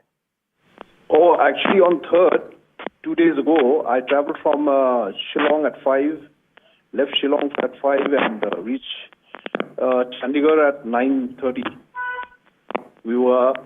stayed in Guwahati for 2 hours and then in Delhi airport for 5 hours, only to reach Chandigarh, where our luggage was not delivered. And yesterday I was supposed to take, today I'm supposed to take a flight, and thank goodness I made a good decision to hit it on the road from Chandigarh to Delhi to hopefully catch a flight tomorrow. And my colleagues from Chandigarh, from Nagaland, from Bihar, and a couple of them, they woke up from the hotel at 2 in the morning to go to the airport at 4 to do the check-in and everything, only to reach there and to be told the flight is cancelled. Now they missed their connecting flight from Delhi to, going back. And it's a horrendous, I don't know, why is this called? No, but John, just did your friends not have an SMS from the airline or a WhatsApp or a call? No message at all. In fact, they were getting, it's a normal message. So even I'm travel, so, and then I cancel my flight. So with all this chaos, so I don't know whether we'll be reimbursed because we bought it through Make My Trip, right? Yeah. And so an 8,000 fare, we are refunded only $1,000. Oh, wow. So anyway. That's a very important point that you've raised. The very least that Indigo can do at this point is give a full refund. Immediately, people who are waiting for their luggage should be returned their luggage. Perhaps some kind of reparations made if they can be sent back to their homes, or if some connecting flights, some alternatives can be provided there. Because people can't just be left in the lurch in this fashion. And naturally, there is anger. John, I'm really sorry for what you had to go through. I'm hoping that you're able to get back, if not today, as soon as possible, back home. Tanushka spoke to people. She was there at the airport in Delhi when people simply ran out of patience. Here's what happened. Currently present inside the Delhi Airport Terminal 1 here, and this is the sort of commotion that is ensuing because of the cancellations of Indigo flights. Remember that Indigo is seeing cancellations until midnight today at the Delhi Airport. This is a swarm of people present here at the check-in desk asking and repeatedly questioning the Indigo staff members if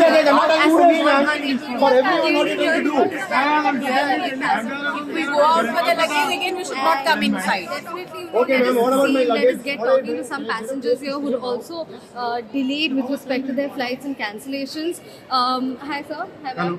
Tell us your name and where were you traveling to, and the fact that your flight is now cancelled. My name is Ravi Gwalani. I am a chartered accountant by profession. She is my wife. She is a doctor by profession, Umar Ohra Gwalani. We were traveling to Raipur by 11:55 flight, Indigo. And when I came, then I came to know that, when I came to airport, then I came to know that my flight is cancelled. So I requested that whether it can be rescheduled. They said yes, it can be rescheduled to 3:40 flight. When I went to the counter, and they said, this rescheduled flight is again cancelled. So I asked them, the flight was cancelled, then why you gave me this again rescheduled one, the cancelled flight? Nobody is answering. No Ministry of Civil Aviation person is here. No airport authority. What has Indigo been telling you? Nothing. Just they're saying that we will give you a rescheduled flight. We are not sure whether it will run or not. No proper answer, no authentic answer. Even I do not know who is the manager. Who I may go and ask him whether you are responsible. Tell us exact situation. I want to know exact problem. You also tell us now, with respect to your accounts, how long have you been stranded here and what next? Since morning we are standing here. We know there is no other option. We have to find an alternative, how to go, how to proceed. They will not take any equality, any in charge of accountability of what they are doing. They really don't know how. The people who are there, they are not authorized for it. They just are. They don't know even. So now that Indigo, there should be someone authorized to tell people exactly what the scenario is and what we should do. Now that Indigo said that no flights will fly out of Delhi Airport until midnight, what is the plan of action for you next? No other option option right now, but we train, otherwise Train. Exactly. So this is how we're, kind of going back to basics at this point. Instead of flying out, people are now looking to book train tickets because of the entire massive meltdown of the skies that Indigo has been having across airports in the country. Harrowing experiences. You're stranded, you're strained, and you have no answers from Indigo. Reet is joining us from the newsroom because, like Vishnu pointed out, there's complete extortion happening. You open any of these travel websites and you see that the fares have been jacked up manifold. Reet, over to you. Right, absolutely, Vedika. You rightly mentioned that there is some sort of extortion happening. Imagine you can also feel the weight of course, the grounded planes, the grounded flights on your pocket. And I'm just going to show you right now the kind of visuals or the kind of, data that we have here. It's important to understand that, as, my colleague was also mentioning about how passengers are looking to book from different websites for different airlines and even for different mediums like, train and other, of course, routes. Important to understand that if you are traveling from New Delhi to Bangalore, imagine this is the cost of the flight. It could cost you as much as 40,000, and this is for today. Remember that in this price, one can even have a round trip from back and forth from, of course, Delhi to Bangalore. So imagine 40,000 you have to pay for one way, and this is the cheapest flight that we're getting on the website. Apart from this, if you are traveling the same route tomorrow, it's costing you about 37,000. This is, of course, a staggering amount given the fact that, usually it takes this much to, go to and fro from such a place. So, of course, you can see that, this is the price. And apart from this, I'm also going to show you other locations. You can see that, of course, if you're traveling from New Delhi to Chennai, it's going to cost you as much as 69,160, which is, of course, right, absolutely, which is, of course, way more than, the usual price that it would cost you, 69,000. Imagine. And apart from this, you look at tomorrow as well. If you're looking for flights for tomorrow, you can also see that, the same price would cost you about 65,000. Remember, I'm talking to New Delhi to Chennai, and on this flight, in this specific flight, it has 2 stops. So imagine, despite 2 stops, it's going to cost you about 65,000, my apologies, close to, imagine, 66,000. If you look at other routes as well, you can see that, of course, from Mumbai to New Delhi, it's costing you about 35,000, which again is something that is a big weight on anybody's pockets, especially those who are already in distress and are trying to figure out different mediums. Remember that they've already paid Indigo. They wait for their bags on the airport. So there's complete distress and chaos for the passengers at the moment. I'm also going to take you through different routes. If you're traveling from Mumbai to Srinagar, it could cost you as much as 62,000 if you're traveling today. Remember, like I mentioned, that this is the cheapest flight, and this is also a flight which has 1 stop in New Delhi. So this is not even a direct flight, and it's costing you, it's costing you a whopping 62,000 rupees. Even if you try it tomorrow, it's going to cost you about 44 to 45,000 rupees. Remember, that is a staggering amount. And, it is through this amount, you could, in fact, on a normal day, you could make 2-3 trips back and forth without it costing you this much. And imagine, this is the cost. If you look at other places as well, I've also just drawn out other countries for just comparison's sake. And if you look at other countries, imagine you could travel from New Delhi to Singapore in 20,000. Imagine the difference, because here is some place in India that's costing you about 60,000 rupees one way, and on the other you could travel from, of course, about even half the amount to a place abroad. Similar is, of course, with Thailand as well. You could travel to about Thailand is in some place in Thailand for about 9,000, 10,000 in about if you're going to Bangkok. All right, I'm just going to come back to Reet in half a second from now. There's a Director General of Civil Aviation notification that's just come in now. Withdrawal of instructions regarding published weekly rest. Now, this is one of the criteria among many that the DGCA actually had, whereas reference is invited to the above-mentioned letter, specifically a paragraph stipulating that no leave shall be substituted for weekly rest, and whereas in view of the ongoing operational disruptions and representations received from various airlines regarding continuity of operations, it's been considered necessary to review the said provision. Now, therefore, the instruction contained in the reference paragraph that no leave shall be substituted for weekly rest is hereby withdrawn from immediate effect. This is one part of the order. I just want our viewers to understand that there is one clause which has been withdrawn, not all of the clauses which exist as part of the new rules. But with the withdrawal of this one clause, the government is trying to ensure that stability in the flight system gets back. So it's not a full withdrawal of the pilot order, it's a partial withdrawal of the government order on flight duty time limitations. That was done for safety grounds. Once again, for the benefit of our viewers, this is a move meant to bring relief to scores of passengers and the airlines across the country. How soon will it take impact in terms of the network of Indigo getting fixed? That's something we don't have an answer on at the moment. So explain this, Vishnu. How is this going to ease the backlog that we are seeing right now when they say that no leave shall be substituted for weekly rest? Because that seems to be the operative part of today's order. How is this going to ease the situation, practically speaking? I don't understand exactly what those words mean, but what I'm trying to essentially state that through the withdrawal of one order or one part of the order, they will have more pilots available to them. So basically, the amount of resting hours will be slightly reduced. I mean, I don't know what the leave and weekly off concept is, but essentially you will have more pilots to roster. You will have more hands on the deck, as it were. One of the aspects which will ultimately govern the availability of pilots has been adjusted in a way in which there can be more pilots who are possibly available right now. In terms of the new rules, there were 48 consecutive hours of leave which have been granted to pilots as opposed to 36 hours earlier on. Those 48 consecutive hours means that a pilot gets 2 consecutive days off. They can get a day off on Saturday, Sunday, Monday, Tuesday, whatever it is. That was something that impacted the number of pilots who were available for flights. The flight duty maximum period was brought down from 13 hours to 10 hours. So in other words, airlines have rostered a certain number of hours, certain number of flights, but they didn't have enough pilots because pilots are now working per the new rules for fewer hours. Most significantly, perhaps maximum night landings. They could do 6 landings every single night per the older rules. The newer rules have brought that down to 2. And so as a result of all of this, if you've got an airline which operates on a certain number of pilots and on a certain number of routes, all of a sudden, because of the new rules, right, and the rules are good rules. I want to be clear that our viewers don't misunderstand me. The rules are important, therefore your flight safety. But as a result of the new rules, right, the airline just didn't have enough pilots to operate. How many pilots were they short of?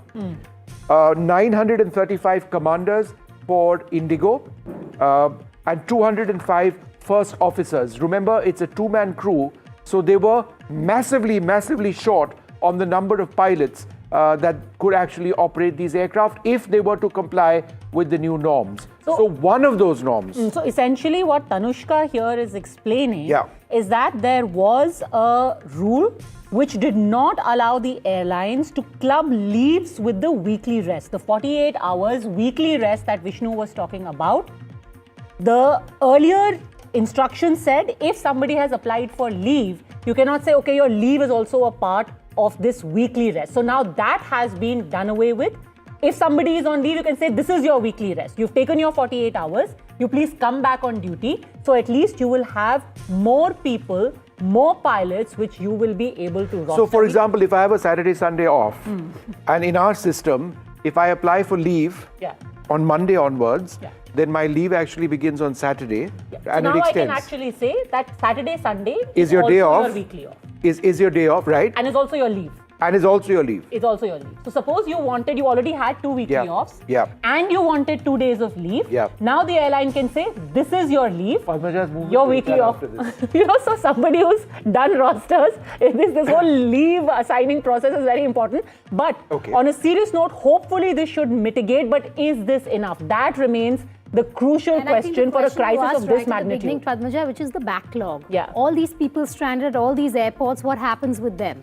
And how long will this take for Indigo really to put into action is the other question as well. And at this point, what people need is a calming hand. They need somebody, more people there who are at the counter, who don't just shut the door in your face and tell you, we'll see when we see. You need more voices. Deepak Bopanna is still live with us. I imagine right now it's too early to really see any kind of effect of this order, Deepak. But has the news reached the people? Is there any kind of communication that has improved, any improvement in communication when people go to the check-in counter, when people reach the airport? What is the kind of response that they are getting from there? Is there somebody to explain to them what is happening, that they should go back? Are there such people whose luggage has already been checked in and they're simply just waiting at the terminal, wondering when they'll get their luggage back. Well, all of the concerns that you just mentioned, I've heard most of them express all of it. And as you see behind me, cancel, cancel, cancel, cancel, cancel. It's all red. And for the people, that's what they're getting to see on the big screen as they come here. There are dozens and dozens of people who are coming by the minute. And the problems are the same and nothing has really changed on the ground. Let me get in a word from a few of them who've been waiting. Tell me, madam, where are you trying to fly to? What are the concerns you've been facing? My flight is still to Delhi, but suddenly I got the message that it is cancelled. Okay. When I was on way to the airport. Until then, nobody told you anything? Nobody. I didn't get the information regarding this. You know, Padmaja, very interesting. Just a little while ago, I spoke to a few people who told me that this could be a deliberate attempt by Indigo because they are not able to follow these rules. And, you know, having these sort of queues at the airport would indirectly pressurize the government to, you know, change certain rules, tweak them so that Indigo doesn't have to abide by all of them. And this is not something that I am saying. This was something some of the passengers, in fact, expressed concerns over. Let me speak to a few more of them. Tell me, how difficult has it been for you? How long have you been waiting? It's been like 2 to 3 hours, 3 hours. Where are you trying to fly to? What are the problems? I'm planning to fly to Mumbai and I have a connecting flight as well from Mumbai. So they've only cancelled from Bangalore to Mumbai. So there's no status on the other flights. It still shows as confirmed, but I don't know what the refund status. Yeah. So don't know how the refunds and there's no communication from the airline as well. So a lot of people are facing issues and the queues, of course, are only getting longer. Madam, you have a lot of luggage. You know, where are you planning to fly to? And how difficult has it been? It's cancelled for you. So what do you plan to do next? Now, my husband is standing in the line because once it's cancelled, what about the return refund? Yeah. I'm flying back the day after. So they have not given me any confirmation or a message saying that they would refund that amount. So until we get that confirmation, we are not going to go from here. Yeah. And it's been terrible. We planned a holiday to Tripura and it's all cancelled now. And I can so see hotel, a lot of luggage. Yeah. I'm sure struggling to, you know, cope up with Yeah, that as well. yeah, obviously. So this is the first time, and Indigo shouldn't have done this to their pilots if this is the issue. Yeah. If pilots are being overworked, then it's wrong. Yeah, absolutely. You can't just work on your bottom line and not care about your staff. Absolutely. And if these orders, you know, were supposed to be followed and they knew the deadline, do you feel that it was a fault of Indigo to not really adhere to this? Yes, 100%. If these were I think these policies were done in 2024. So we are in end of 2025, 2 years, high time. Bottom lines are not important. Your staff is important. Absolutely. They have, I think, the major market share. Yeah. So that's what, you know, citizens feel when they, you know, charge them huge amounts of money. This is a service that they expect to be flawless, but here they are expressing concerns if pilots are being overworked, and then if rules were framed long ago, then why are people having to face these problems now? It's not as if you know, these rules were brought in yesterday and today they had to be followed all of a sudden. They had ample time. If they had to hire new staff, if they had to hire new pilots, whatever needed to be done should have been done. Or probably flights had to be probably not available itself for booking, but after being made available, after paying huge amounts of money, then, you know, not getting clarity, then cancellations, delays, and then people having to wait like this in huge lines is, of course, a huge problem, and the people are suffering. There are people from different walks of life, people facing different predicaments. We, of course, seen that story from, Hubli, where a couple had to even attend their own reception online. So you can see the myriad of problems that people are facing. Traveling with her father's ashes, she had to go for Asthi Visarjan. She had to go immerse her late father's ashes, and there she is stuck at the airport. Ashish Pandey, also live with us, Vedika, from Hyderabad. Ashish, tell us what's going on behind you. There has been, like we've just heard, that the aviation regulators eased some pilot duty rules, not all, very important to be noted. Like Padmaja asked Deepak, has there been any communication on the ground? You know, if not, sorry to interrupt you. I think we've got a terrible report of a mother with an infant, which I think we quickly play out for our viewers. Coming to you, Ashish. Thank you for your patience. Coming to you in just a minute after this. So we're still at the Delhi airport, wherein a lot of these passengers, there are passengers here from all, these positions at this point. The lady here just beside me is with an infant right now, ma'am. आपकी flight कब से cancel है? अब यहाँ पे कब से? 2 दिन से कैंसिल है। 2 दिनों से कैंसिल है और 2 दिन से आज भी कैंसिल है। आज का फ्लाइट दिया कल इधर से दिल्ली से कलकत्ता, दिल्ली से हैदराबाद तक, हैदराबाद से जो कलकत्ता तक, कलकत्ता का जो हैदराबाद से जो कलकत्ता तक फ्लाइट था उसको कैंसिल कर दिया। तो अब 2 दिन से इंडिगो के चक्कर काट रहे हैं। With your baby. हम लोग इधर से हैदराबाद जाकर क्या करेंगे? It is really troubling. Really troubling. And what have Indigo been telling you? We are extending, we are giving tomorrow another flight, delaying after 4 hours, after 24 hours, and now they are telling again for after 2 days with 2 babies, it's impossible to arrange. Ma'am Bombay की flight open की है क्या? बॉम्बे के लिए आपको जाना किधर है अभी? कोलकाता एंड कोलकाता की एक भी फ्लाइट आपको इंडिगो से तो नहीं मिल रही है। And what about other airlines? आपने बाकी एयरलाइंस देखे? Charges are very high, 40,000, 50,000. And we are 4-5 members. It's impossible to accommodate. Yeah, exactly.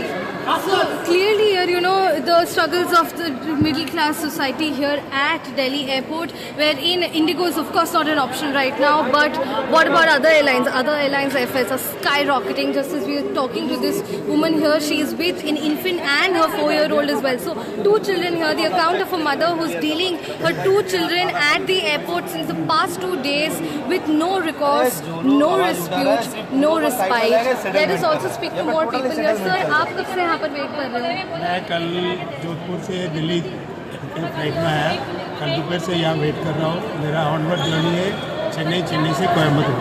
अभी तक मेरा बैगेज का कोई पता नहीं है। I am running a high temperature on this winter cold. My wife fractured her leg. We don't have even a small jacket. और हमको ये बोल दिया कि आपका फ्लाइट रीशेड्यूल कर दिया है, आप जाओ करके। हमको इन लोगों ने एक होटल का नंबर दिया, होटल जाने से होटल वाले ने हमको कुत्तों के जैसे बाहर निकाल के भेज दिया कि यहाँ पे कोई रूम अवेलेबल नहीं है। रात को 12-1 बजे के ठंड में हम रोड पे सो रहे थे। आज सवेरे टैक्सी भर के हमारे खुद से पैसे से आज सवेरे की फ़्लाइट आए, सवेरे की फ़्लाइट वापस बोल रहे हैं कि कैंसिल है। अब पूछ रहे हैं हमारा लगेज कहाँ है, ये लोग बोल रहे हैं हमको मालूम नहीं है। There is no higher authorities to even come and give us a solution for this. There are thousands of passengers, young kids, people who are going for sports academy and higher studies. They are all on standards. Unless and otherwise, government and airport authority comes and gives a solution, these people will take everybody for a big jolly ride. All right, big news coming in right now.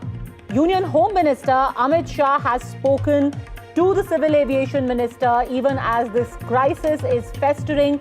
Some mitigating action has been taken by the government through the DGCA. Aviation watchdog stepping in, and DGCA has withdrawn a part of the pilot rest order, with the Home Minister also now stepping in and speaking to the Civil Aviation Minister. But for now, things will take some time to ease out, because the real crisis is not what's happening at the back end. It is what to do with the people who have no clarity, no communication. They are worried about where they are going to go next, and that really remains the real problem at present. The bottleneck is about people simply not knowing what to do next. I think the government also is really firefighting at this juncture, because irrespective of the number of steps that they are taking, and they've started taking these steps to withdraw or to postpone or to hold in abeyance some of the new safety regulations till the 10th of February, despite the steps being taken, this system is in free fall, right? Let's accept that. Now, what happened last night is that they announced that many of the steps that they had announced for flight duty time limitation rules, the rest hours, the number of flights that you could operate at night, etc., etc., they were going to, on the request of Indigo, hold those in abeyance till the 10th of February. Now they've come out with one more order on leave and rest hours, right? Holding that particular thing in abeyance. In other words, giving the airline more of an opportunity to work with the number of pilots who they actually have. This is a crisis because these airlines do not have, Indigo particularly, does not have the number of pilots it requires to meet the new guidelines. So they brought back these guidelines. One new guideline has been brought back today. But Padmaja, And Vedika, the point is, by the time this eases the pressure on the airline, we don't know how long. As of today, networking and scheduling across India's largest airline is in complete freefall. No, I'm just going to say it bluntly. What is stopping Indigo from putting all its people out there on the airports? They should be there at the counter saying, look, there is a problem. We're going to help you out. The least they could do, and I think that is the real issue we're facing at present, Vedika, where people come up against a wall. They have got no intimation. Akhilesh Sharma is joining us live on this story now. Akhilesh, the Home Minister has stepped in. He's spoken to the Civil Aviation Minister. What are the next steps discussed, the immediate steps? Well, the government has taken a very serious view of this entire crisis created by Indigo. The government sources are telling us that in June, this notification was issued and the Indigo was given 6 months' time to set its house in order. But despite that, they started recruiting only a few days back. So that actually raises serious questions. And the government has intervened. We have been told by the sources that Home Minister Amit Shah has intervened in this matter. Civil Aviation Minister Mr. Naidu has spoken to Mr. Amit Shah. And after that, this decision was taken that this order was kept in abeyance. And there's also a suggestion by a few MPs who have actually raised this issue in Parliament that some sort of penalty should be imposed on Indigo so that such mistakes are not repeated in the future. At least 10% of the aircraft should be grounded so that, some messages sent to the airline for this kind of violation, because this has created chaos and ruckus in the entire country. So the government is very serious on this issue, and there's demand by the MPs that some sort of action should be taken by the government against Indigo Airlines also. That's a very, very significant point that Akhilesh Sharma is telling us about, the fact that the top leadership of the government had to intervene. That's when the DGCA order came on the pilot rest rules, which, by the way, Indigo had plenty of time to implement, but they simply did no planning, and it has led to this kind of effect. So am I wrong in saying that Indigo hasn't blinked first in this case? Yeah, they haven't. I mean, basically they said, fine, you have told us to implement the rules, we are not going to do it. And when things get really bad, ultimately it will be the government who has to take a step back. And that's what has happened, Akhilesh. In that sense, like you mentioned, they had all this time since the middle of this year up till we're in December now. And they just sat on their hands. That's correct. In fact, if you go through the timeline, it says very clearly that enough time, the sufficient time was given to the airline to take the necessary steps which are required as per the DGCA directions, and the airline had enough, plenty of time, but they did not act. This is what many MPs have raised at this point. Many MPs have actually complained to the civil aviation ministers because they have been getting reports and complaints from their different constituencies that people are suffering because of the cancellation of Indigo flights. And after that, they were told that enough time was given to Indigo. This notification was issued in June, and now we are in December, so 6 months have passed. But since then, Indigo has not done any action. It has not taken any action to abide by this notification, and that's what has led to this crisis. And as I mentioned earlier, there's a suggestion that some sort of stern action should be taken against Indigo so that it does not repeat such kind of mistakes in the future. Akhilesh, thanks for joining us live there with that big breaking news coming in. The Home Minister also stepping in to make sure that there is some process in place now when it comes to Indigo. We also have Ashish, who's been standing by very patiently, joining us live from Hyderabad. Ashish, has this news reached the passengers who've been waiting for hours, some of them 12 hours, for some information to come in, be it from Indigo or the DGCA in this case? In fact, Vedika, if we talk about RGI, Rajiv Gandhi International Airport of Hyderabad, is one of the busiest airport of the country, and you can see behind me, there is no queue, in fact, at the entry point of this particular airport. There are passengers, they are just looking at this information board, trying to find out about their flight status. We will try to speak few passengers. Sir, tell me about your flight and any information, any message you have received. So my flight is at 4:50. I have no information whether it's flying today or whether it's not flying today. I'm trying to find the information online. I don't see that as well. The queue at the counters are so long that I may have to wait just 2 hours even to just get information about the flight. And you are flying to which place, sir? I'm flying to Bangalore. You are flying to Bangalore. You have a flight at around 4? That's correct. 4:50 is my flight. And you haven't received any information? I have not got any update as of now. This is one passenger. We will try to speak to another one. Sir, आप कहाँ जा रहे हैं और आपके flight का क्या कोई information है? I'm traveling to Patna. I received actually in the night the message that I can start the boarding. And in the morning I again received the message for the boarding. And in between they send one message, flight is cancelled. And again after that again I received the message, then you can start your boarding. We are waiting for your online boarding. So in between the message they send in the morning, but it is just stuck up in the other messages. Because I was also receiving the message for the web checking. So I missed the this message that flight has been cancelled. And I am at airport and suddenly I came to know flight is cancelled. And you have received any kind of other information about your refund or any other status? In the same message, they have written that in next 3 to 5 days, you will get your full amount refund in your account. But so you was expecting some kind of telephonic communication to you so that you could have planned better? Yes. At least in earlier, I could have received the one telephonic conversation or continuous some kind of the mail or the message that the flight has been cancelled. So we could not have come to the airport. And now all the flights are cancelled. If we are going to book in another airline, then the cost is almost 5 times, 7 times is higher than the actual cost.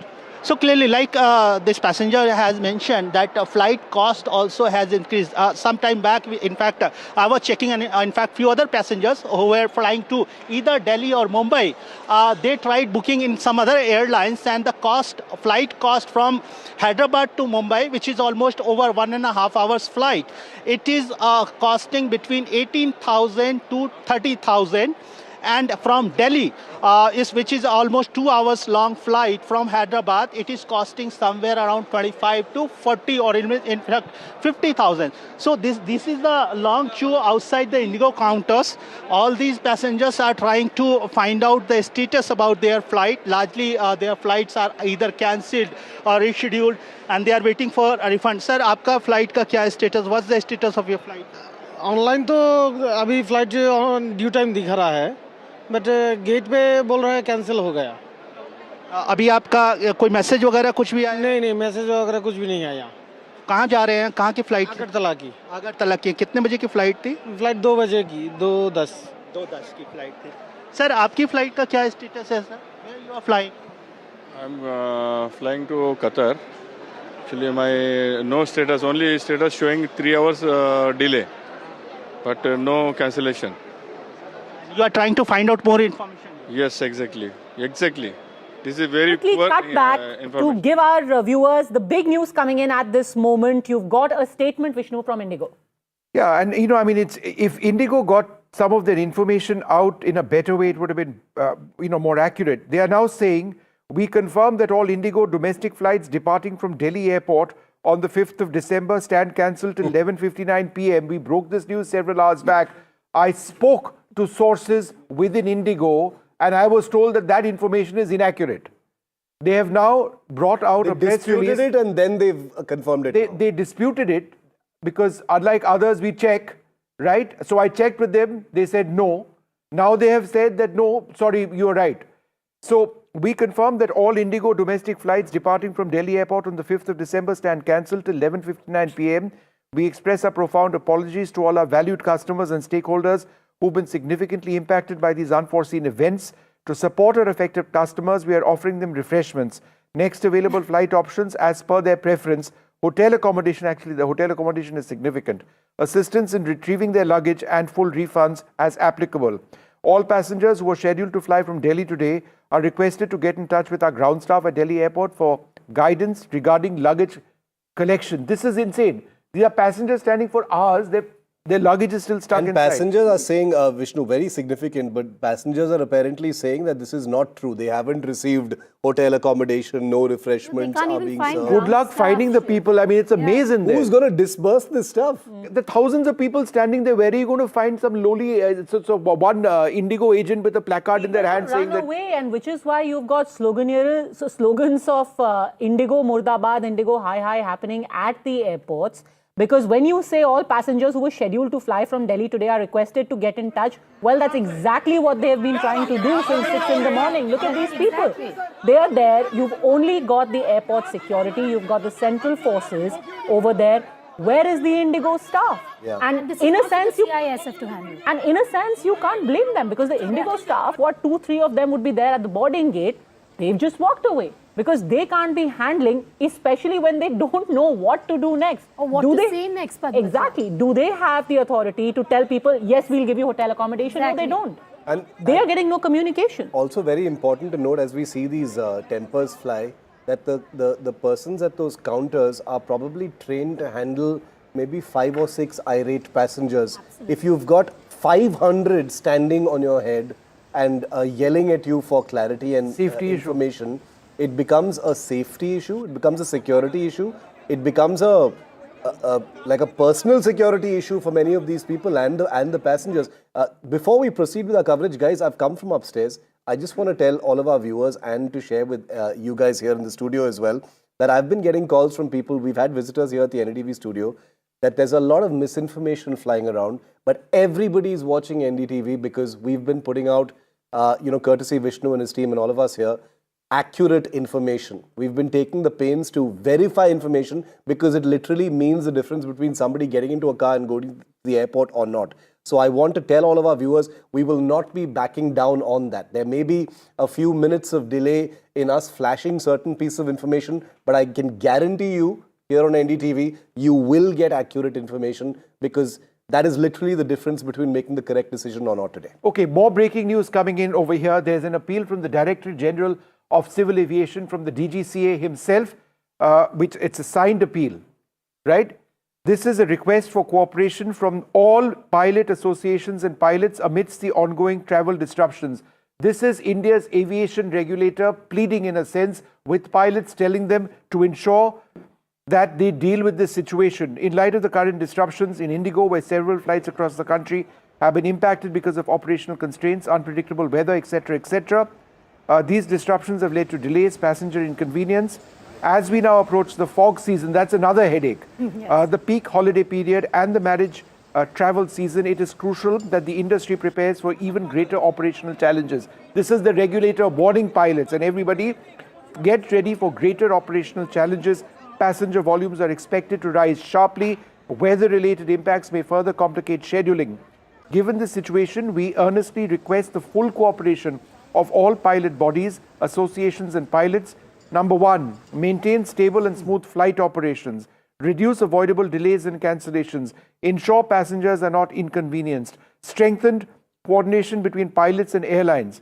This appeal is being made with a deep respect for the essential role that pilots and pilot organizations play in India's aviation ecosystem. We trust in your sense of duty, professionalism and commitment to public service during these challenging periods. This is like a please cooperate. This is like asking your people, please cooperate. This is the regulator of aviation in among the largest aviation markets in the world, telling pilots and pilot bodies who are very active, as we know. I mean, they raise a lot of complaints and concerns. Many of them are very valid. But telling them right now, please, we have a rail crisis now. Please work with the system, work with your airlines, which are going to face even tougher situations going forward in the marriage season, in the fog season, and just ensure that it all comes into place. But I would just say, Shiv, that who knows when it's going to fall back into place. Should we, Vishnu, should we be trying to speak to someone like a Captain Sam Thomas or from one of the pilots? Yeah, let's get Captain Sam Thomas up, please, as soon as possible. Yeah, let's get Captain in light Sam of what the Thomas. DGCA has said. We're going to ask our producers to convey that so we can get Captain Sam Thomas plugged into this, because the DGCA notice that we just read out, guys, has been addressed to Sam Thomas and the others who control a handful of pilot associations in the country. This is actually historic. Vishnu, you've been covering civil aviation a really long time.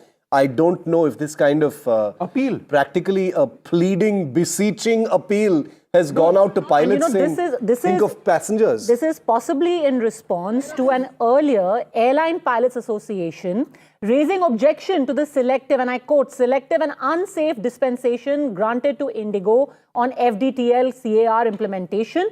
This letter, which was sent in the afternoon around 1 p.m. says, this decision taken despite repeated representations, formal letters and direct discussions with your esteemed office has undermined the very spirit of the regulations and gravely compromised the safety of the flying public. So can I explain what this means? Yeah. This is absolutely critical. What this basically means is that Indigo was given 2 years to get their act together, hire enough pilots. Obviously, they need to be trained for safe operations to ensure that the new rules, which were notified a long time back, could be followed. Indigo didn't do that. This landed up in the High Court. As a result of that, this was pushed back further, right? The old norms persisted. However, at a certain stage, Indigo, or perhaps others, felt that no, this will get pushed back further. Theek ho jayega, don't worry about it. Just carry on going as you are going. Hello, that's not happened. The rules have come into place and the airline is non-compliant. They are, how many pilots short? When you're doing the math on this, they are 935 commanders short, 205 first officers short. This is DGCA statistics to meet the requirements. Yesterday they went and listed. In the press release, the DGCA said, Indigo has said, please roll this back. The new norms till the 10th of February. Today, 1 hour back or less than that, the regulator has said that, no, 1 second, we will roll back one item. But is that one item enough to fix this problem? I would suggest it's not. And even there, the pilots are protesting and saying, well, you are... this is not a pilot protest to me, Padmaja. This is a flight safety issue. No, but that's what the DGCA is saying, that please... We are saying about the safety of passengers, about passenger convenience. And that's so important. So many are impacted. But this is an issue of flight safety. And we're going to come back to that in a moment. How can an airline decide they won't follow the rules? But this is, of course, the top focus here on NDTV. Back in a few minutes.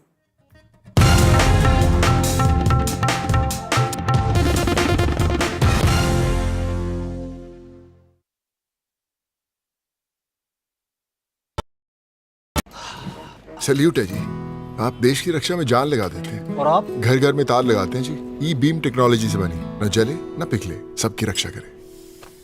हम सरहद पर लोगों की रक्षा करते हैं और आप देश के अंदर। सल्यूट तो बनता है जी। अपार अणुशक्ति फायर प्रोटेक्ट वायर, अपार देश का तार।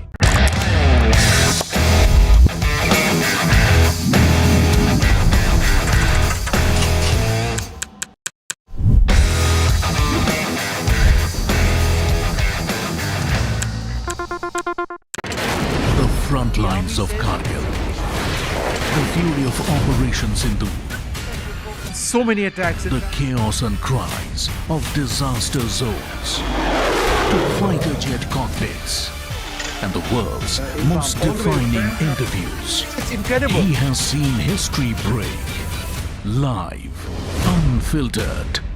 20,000 hours of live broadcasting. Welcome to Left, Right and Centre. Hard facts. War-struck country. Hard questions. In the Ukraine. 30 years of trust. In the Kargil area. North Ukraine. In France, in Italy. At Srinagar. Vishnu Shom for NDTV. Vishnu Shom. Only on NDTV. The best app to use is the NDTV app.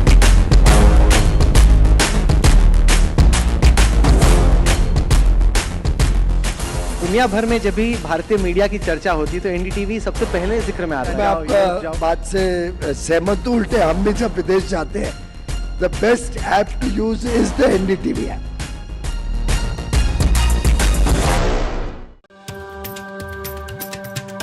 Namaste, India.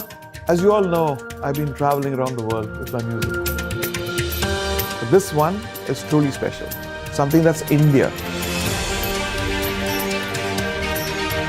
You all must have seen the magic that was created in Kun Fayakun. Now it's your chance to experience it with me. So book your tickets from District app and together let's create harmony of hearts. See you, Delhi.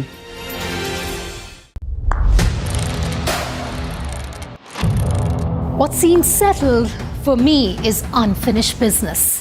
So I rewind, I pause, I reflect, I dig until what's buried stands up to be counted. Breaking ground, not just headlines, the meaning behind them. This is Breaking Ground with me, Vedika Sood. 21 days in Kashmir. People have bombarded me, friends, with requests for an unfiltered list of things I saw and observed on the ground. Very special ground report from the line of control. There were some children who've lost limbs in the shelling. They are now India's smallest but possibly the most powerful crime family. Cough syrup has killed at least 25 children. Gaikwad sahab, aise mat kijiye.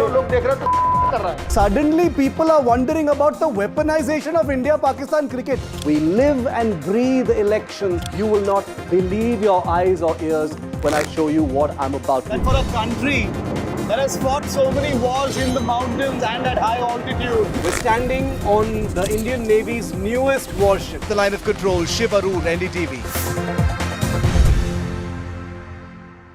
Across the country, he has tracked the pulse of power from Washington to Korea.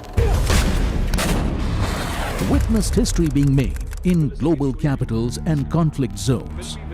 Brought clarity to complex issues of national security and international affairs. Aditya Rajghat, covering international affairs like no one else. Only on NDTV network. Two world leaders, one crucial meet. Putin says Namaste India. The bonhomie, the Big Bang deals. Bharat और रूस हमेशा कंधे से कंधा मिलाकर चले. Strategic shifts and the global impact. NDTV tracks the high-stakes handshake. Modi-Putin summit. On NDTV 24/7. Pulling us into this country. They argue, I conclude. They deflect, I drill down.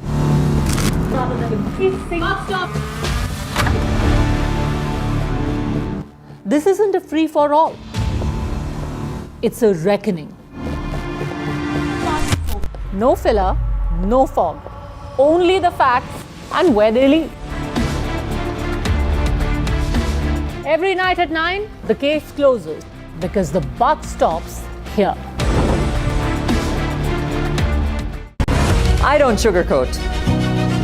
I shoot straight and tell you stories the way they need to be told. Unfiltered, unafraid, unmissable. That's how I roll. Watch me, Priyanka Deo, on NDTV World. Namaste.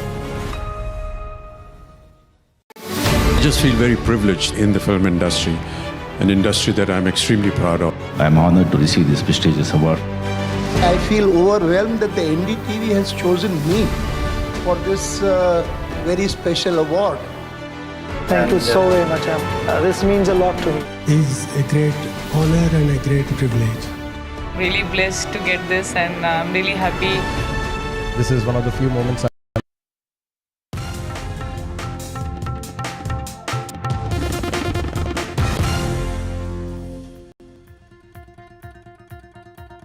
Welcome back. Flights of fury and 100% indignation by Indigo Airlines. We here at NDTV will be tracking this chaos live. Let's take you through the headlines at the start. Indigo crisis escalates and leads to massive confusion. Delhi airport claims all Indigo flights cancelled till midnight tonight. Indigo disputes the detail. Aviation regulator says as per Indigo, flights are cancelled till 3 p.m. But now there is a statement being issued by the airline. Indigo crisis triggers big action. Aviation watchdog steps in. DGCA withdraws pilot arrest order. Home Minister Amit Shah speaks to the aviation minister. But there's massive passenger chaos at multiple airports across the country. Indigo passengers stranded due to last-minute cancellations. Little communication coming in from the airline. Videos show baggages strewn around with no staff to take care of the passengers or their luggage. Prime Minister Modi and Vladimir Putin discuss war and peace. Prime Minister Modi says India is firmly on side of peace. Putin assures a peaceful solution to the Ukraine war. Press statements will be out shortly. And good news for home buyers as your EMIs are set to get cheaper. RBI slashes repo rate by 25 basis points to 5.25%.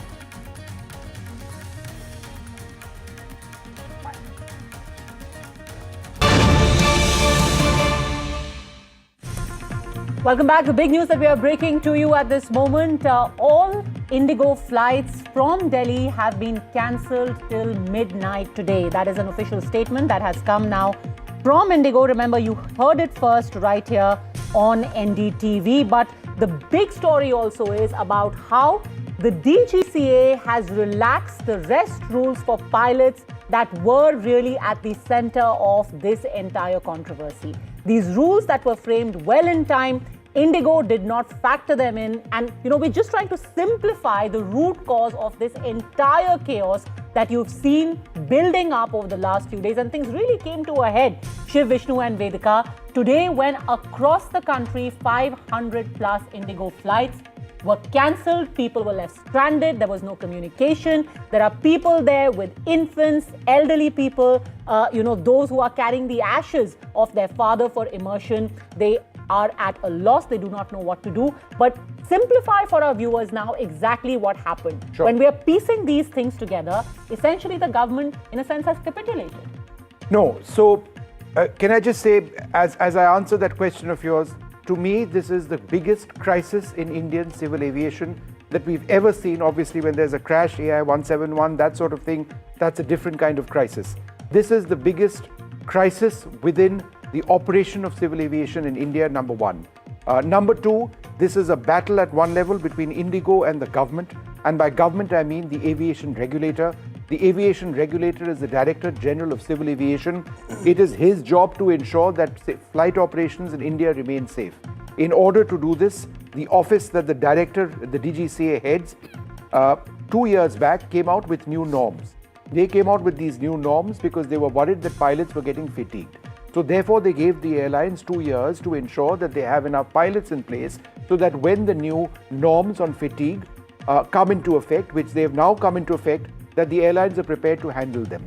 Was Indigo prepared to handle them? No. Whose fault is that? It is Indigo's fault. They have in fact admitted in their own press statements that, look, we made a mess. For Indigo to have been able to handle the additional number for Indigo to have been able to handle their present routes while meeting the new norms, they would have required 935 more commanders and 205 more first officers. So with that in mind, what has the government done or the regulator done in the last 2 hours to make the situation better? They have withdrawn one provision. They have said that the instruction contained in a reference paragraph that no leave shall be substituted for weekly rest is hereby withdrawn with immediate effect. I should mention, however, that this is just one clause. What the airline wanted yesterday is all of the clauses essentially, which are part of the new norms, to be withdrawn so that by the 10th of February, they can get their act together. The regulator has not done that. But the bottom line remains this. Passengers are being inconvenienced massively. But I look at this also, Padmaja, my last sentence, from the perspective of flight safety. If you've got a regulator trying to mandate norms to ensure that pilots are not fatigued, then why has this airline not complied? And when the airline hasn't complied, you've actually given them that little bit of relaxation in the rule, and that is what they wanted. Yeah. They basically brought things to such an extreme where eventually, to put it crudely, things got completely out of hand. Yeah. And they knew that the government will have to relax at least a part of the rules. They got their way, essentially. Shiv. Indigo got their way. Indigo got their way. This is definitely a capitulation. I completely agree with what you're saying. But what Vishnu said about how Indigo's operations are on a knife's edge, they've got no margin, no elbow room for things going, this way or that way. And even the slightest deviations from any standard operating procedures mean this kind of chaos, I think is a wake-up call not just to civil aviation and these companies, but also to the government and the regulator itself. I agree with Vishnu entirely that the regulator, needs to look at this very, very closely right now, because these messages that have come out from the DGCA, this cancellation confirmation that's come out, the rollback, capitulation, none of this is giving me any comfort, Vedika, about this not happening in the future. Yeah. Because ultimately, the intent of these rules is noble. rest periods for pilots, standard operating procedures are necessary from a safety standpoint. So how are we going to go into a regime where these things don't exist? I don't have those answers,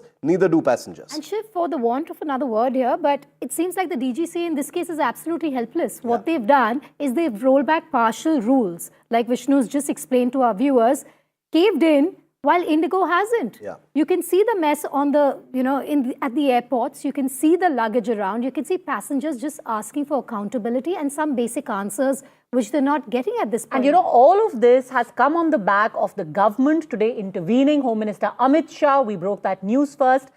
He spoke to the Civil Aviation Minister soon after we had that statement coming from the DGCA asking for cooperation of the pilots. The pilots on their own are also extremely agitated. They're saying, look, these were rules that you brought in, not just for pilot safety and pilot rest, but for the safety of passengers, like Vishnu has been pointing out. And now when you step back from this, this is going to apply across the board, not just to Indigo pilots, but to pilots across the board who are jeopardizing passenger safety. Amit Shah spoke to the Civil Aviation Minister, and the other big news that we spoke here is that there could be penalties for Indigo, and I think that should be key.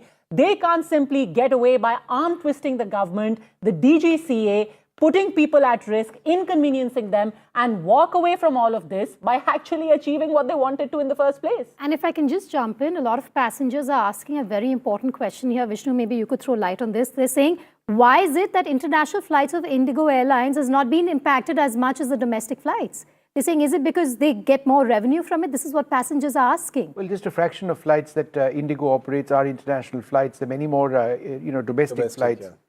But be that as it may, it is a valid question or concern. Let's just go quickly across to our reporters at the stage. Who do we have up at the stage? We've got Sam, we've got Gurpreet, I think we've got Ashish as well. We've got Pradeep as well. Yeah, we've got Pradeep. So Pradeep, let's come to you first. Give us an idea of the situation around you just now. See, Vishnu, you are right. That's right from Jammu to Jaipur, Kashmir to Kanyakumari, the problem remains same, and it seems to be aggravating with each passing day. There seems to be no respite for passengers. So far as Jammu airport is concerned, all the 11 Indigo flights have been cancelled, and we have seen that since morning there had been argument going on between the passengers as well as the staff members here in Indigo because they don't have any convincing answer. Here you can see they are waiting here since morning. Let me speak to some of them. Aapka flight bhi cancel ho कितनी मुश्किल वगैरह जो हो रही है सारी इसकी वजह से ऑल्टरनेट फ्लाइट का कितना चार्ज होगा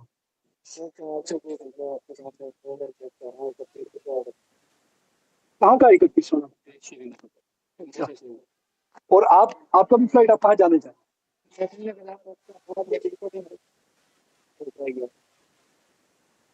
आपका भी फ्लाइट यही से आप इस साथ ही the biggest problem is that, one, the flight is getting cancelled, then there is no arrangement for the state. That's another problem we're facing. The third problem is that overcharging, even if there is an alternate flight. Right now, it's very easy to reach London, and I think it would be more economical to reach London than to reach Ranchi, because for Ranchi, it will be about 60,000. Many people since morning have been saying, and some of them were saying that their children had to appear in the examination because of this no fault of theirs. They are suffering. So everybody is asking questions. Why we are made to suffer, and they had been trying their best. And right now, here at the airport, we have seen that the people since morning, they are relining outside the registration counter, trying to know how and when actually these Indigo flights are going to be restored. Because so far as Jammu flight cancelled, so far as Kashmir Valley is concerned, about 10 flights cancelled. So that can clearly indicate that problem is going to aggravate, and there seems to be no solution in the future. Because even if the experts are saying, even if they are going to immediately recruit those pilots, it will not be easy for them to immediately fly because there are certain standard operation procedures. I just want to keep the strike rotating. Let's just quickly go across to our other correspondents as well at this stage. Let's go across to Sam. Sam, go ahead.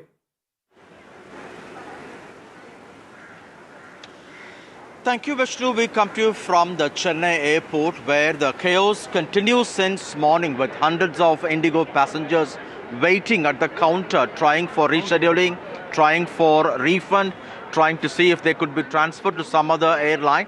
But they say they face multiple difficulties. One, even if they manage to get tickets on other airlines, it's prohibitively expensive, 5 times, 6 times, they say, which not everyone can afford. Secondly, there are certain destinations where only Indigo serves. For them, there's no other alternative. Train tickets in the last minute, just unimaginable. They don't know what to do.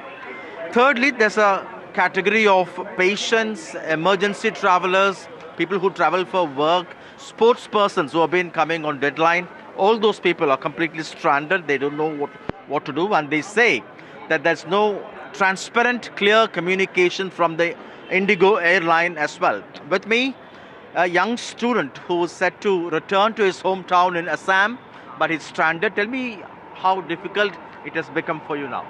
Well, I woke up in the morning, I was all excited with my friends going home, and I explained to them it was a road to paradise, but it seems to be more like a highway to hell right now. So we are moving into the acceptance mode right now. Like, we cannot fight and do anything about it. So let's see what are your options now. Next option is definitely other airlines that can guarantee us getting us home. So I am actually looking for Air India right now. So I've got a ticket. I hope that does not cancel us. In terms of pricing? In terms of pricing, the pricing is like insanely high. Like, I don't think I would have been able to afford it. But just for a nick of time. is pointing out this pricing, this predatory pricing that is taking place now, and more news coming in right now. Like we said, Indigo really seems to be getting what it wants at this point. The DGCA has granted a temporary one-time exemption to Indigo A320 fleet to utilize pilots for night duty. This exemption is till the 10th of February. So earlier, the rest rules were slightly relaxed. Now you've got a one-time exemption to Indigo A320 fleet to utilize pilots for night duty till the 10th of February. The conditions for this approval have also been spelled out, that you will have to submit a fortnightly progress report to the DGCA, which gives you details of actual utilization of crew, steps taken to enhance crew availability, operability improvements that have been achieved, revised crew planning and rostering measures. The question is, will Indigo do any of this? Because, all right, so you've got people actually disrobing in protest at the airport. They're livid, they are angry. It's the ground staff which is really facing the brunt of it all. And Indigo right now sitting pretty much, Shiv. You know, the exemption that's been given to Indigo now on night duty is just another sort of incremental step being taken, Correct. which clearly indicates that nobody has a handle on this. I think Vishnu was right when he says everyone is feeling in the dark right now to see what can alleviate the situation. Honestly, it seems a little panicked. Just look at the tempers and look at the situation there. You saw a man taking his shirt off. Now that may seem comical to people watching this, but just imagine what it's like in that crowd, guys. We've all been at counters there. We've all been in lines where we've felt aggrieved and wanting to yell at people at the counters. Just imagine what it's like with 500 people behind you, CISF staff standing there, and zero clarity. You keep talking about how nobody over there is able to give passengers any information. Yeah. Vishnu showed us the app. Tanushka, okay, Tanushka is on the phone line with us. Tanushka, the DGCA's partial more relief for Indigo right now. What does that mean? Is that going to have any immediate effect at all? Our passengers want to know.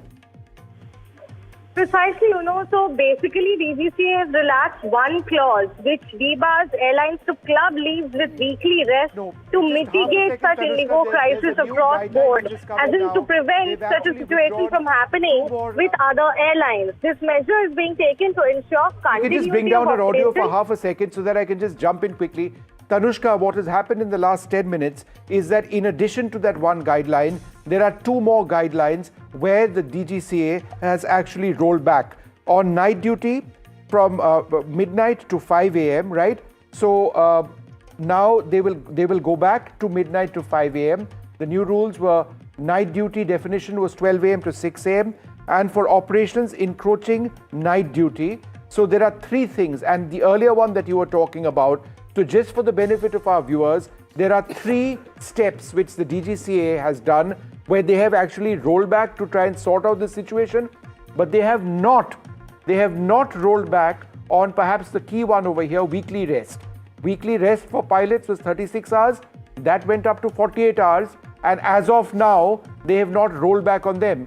So, Shiv, to me, this seems to be a battle between concessions which the airline seeks and what the regulator is sort of handing out in drips. Does the regulator have a choice right now, Vishnu? Given Indigo's muscle, the message I'm getting and the message that angry, irritated passengers are getting is that the regulator has no power over Indigo at this point of time. They are unable to enforce anything. All they're being forced to do is give out these incremental concessions. I'm sure there are going to be many more in the hours ahead. How is Indigo able to do this, Vishnu? You see, it's populism. I think the Director General of Civil Aviation standing up to the airline at this stage is important for the safety of passengers at a time when we get into peak fog season, extreme rushes because of marriage season, celebrations, festivity season, whatever it is, end of year, right? All of these factors is when the DGCA, which is required to actually protect passenger safety, has to work hard. So they've got these norms, but they have faced an airline which happens to be the biggest in the country saying, sorry, we can't do it. And look, there are protests now happening all over this thing. The entire roster is gone for a toss. And it's essentially what seems to, have dictated these moves is that this is a pressure cooker situation. You literally had the entire country on every single airport, people just standing there, it's already exploded. losing their mind, disrobing, little children wailing without food, people yelling. Talking about, how our next flight also, Raman, is going to be for 25, 30, 40,000 and nobody telling them if there is going to be any kind of alternatives made available to them. So right now, the entire focus is let us alleviate the situation, let us ease the pressure on people, let the flight start, because right now you go on a collision course with Indigo, they are only going to get their backs up. What's happening in Patna, Raman? Well, Padmaja, the situation is very worst in Patna, and I want to see you the board in front of me that 12 flights from Patna is being cancelled across all the country, and flights from Patna to Delhi, flights from Patna to Mumbai, Patna to Pune, Patna to Ahmedabad, all the Indigo flights have been cancelled, and the fare prices of the flight tickets has been rocket high. And you can imagine the Patna to Delhi price is up to 25,000 and Patna to Mumbai price is up to 40,000. And here you can see the counter of Indigo. There is a huge ruckus and chaos is already happening, going on. Earlier in the morning, the line is very long, and you can see the passengers are struggling to the accountability, and Indigo is not able to get back to the passengers, and they are still waiting for the answer and response from the Indigo. Sir, what the problems you are facing? Too much problem. They are not able to cope up with the passengers, the crowd. Yeah. I have a connecting flight to Hong Kong. So I'm not sure whether they cancelled both the flight or only the Patna flight. So I have to go. I don't know how they are going to solve this issue. So what they are telling to you? They are telling to you something, or they are not able to reach even? So see, these are the passengers who they are flying abroad, and they are facing problems at Patna airport, and these are the situations, and the passengers is already is not been getting accountability by the Indigo staff, and we want to talk with some of the most passengers. Sir, what problems you are facing at the Indigo? Like we are not getting, the flights are getting cancelled every day. So it's like yesterday this is reoccurring. Yesterday also we had flight. They said we'll reschedule it for today. We traveled from Gaya. They gave cab from, it's fine, we are there in queue. We traveled from Gaya. They gave us cab to come to Patna, and now we are there at Patna airport and our flights are cancelled. These are the problems which passengers are facing at Patna airport, and the situation is very chaos. Earlier in the morning, this line is very huge, and right now passengers are not getting answers from the Indigo side. So these are the situation, and the price of other airlines companies like SpiceJet, Air India, these prices are going sky high, and the tickets to Patna to across the different cities is reaching a very high, around 25 to 30,000 is being charged for Patna to Delhi, around 40,000 plus fare is being charged to Patna to Mumbai. So you can imagine how passengers are facing problems at across the city, and already at Patna airport. Very much, Raman. In fact, Tanushka also spoke to a lady who was traveling with an infant in arms, barely a year and a half old. Again, the same problems at the airport, no communication. Indigo now coming out with this long note saying, we're very sorry, we can't do it without you. But, well, when they were needed the most, they weren't there on the ground to communicate with these people. Listen into what happened. So we're still at the Delhi airport, wherein a lot of these passengers, there are passengers here from all, these positions at this point. The lady here just beside me is with an infant right now, ma'am. आपकी flight कब से cancel है? अभी यहाँ पे कब से? 2 दिन से cancel है। 2 दिनों से cancel है। और आज भी cancel है। आज का फ्लाइट दिया कल इधर से दिल्ली से कलकत्ता, दिल्ली से हैदराबाद तक, हैदराबाद से जो कलकत्ता तक, कलकत्ता का हैदराबाद से जो कलकत्ता तक फ्लाइट था उसको कैंसिल कर दिया। तो अब 2 दिन से इंडिगो के चक्कर काट रहे हैं। हाँ, विद योर बेबी। इधर से हैदराबाद जाकर क्या करेंगे? Really troubling. Really troubling. And what have Indigo been telling you? We are extending, we are giving tomorrow another flight, delaying after 4 hours, after 24 hours, and now they are telling again for after 2 days with 2 babies, it's impossible to arrange. Ma'am, Bombay की flight open की है क्या? बॉम्बे के लिए open? आपको जाना किधर है अभी? कोलकाता एंड कोलकाता की एक भी फ्लाइट आपको इंडिगो से तो नहीं मिल रही है। And what about other airlines? आपने बाकी एयरलाइंस देखे? Charges are very high, 40,000, 50,000. And we are 4-5 members. It's impossible to accommodate. Exactly.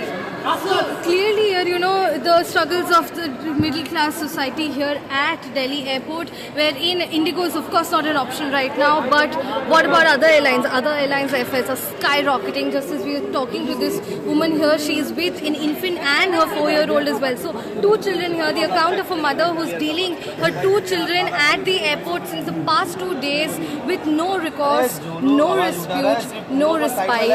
Let us also speak to more people here. Sir, आप कब से यहाँ पर वेट कर रहे हो? मैं कल जोधपुर से दिल्ली फ्लाइट में आया, कल दोपहर से यहाँ वेट कर रहा हूँ। मेरा ऑनवर्ड जर्नी है चेन्नई से Coimbatore.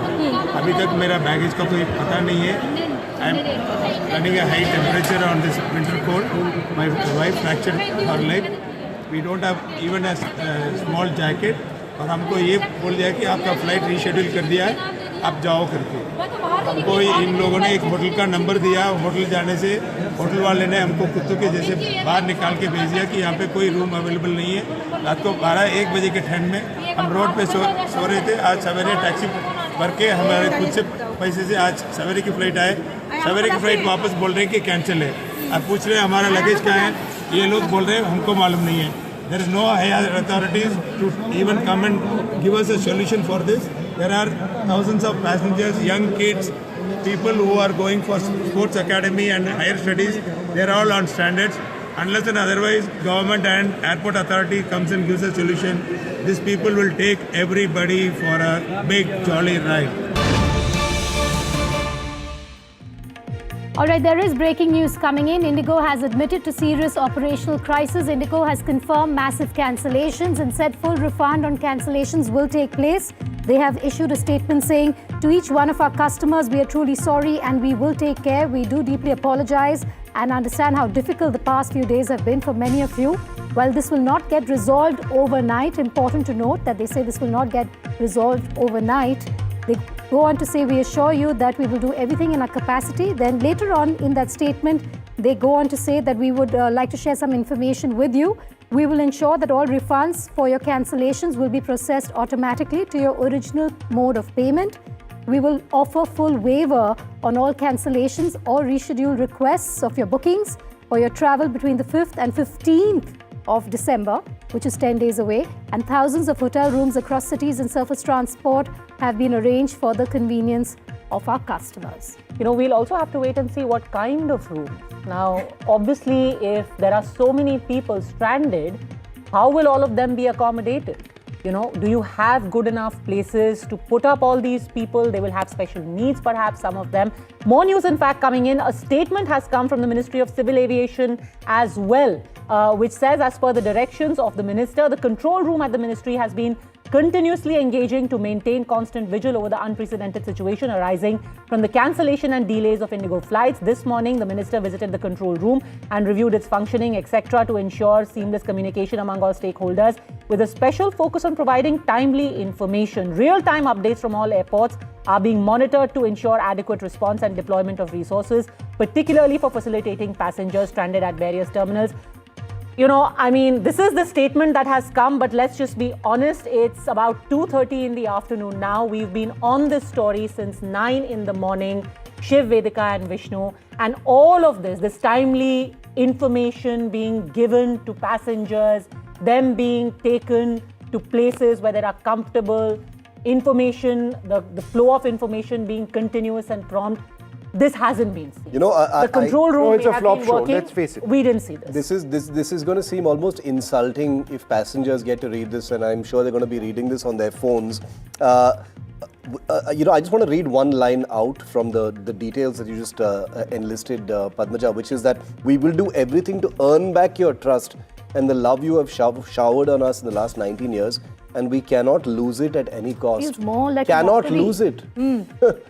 You know, that bird has flown, and that appears to be the only thing that's flying right now. And to sum it all up, Shiv, yeah. what you're seeing is rollback. You're seeing an apology, but you're not seeing any timeline here. Yeah. There's no timeline from They don't anybody, know. They have any no idea stakeholders. what the timeline is. Absolutely. You know, 1 hour ago, when the first statement came from Indigo, they said that we are arranging food from you. We just spoke to our colleagues, literally right now.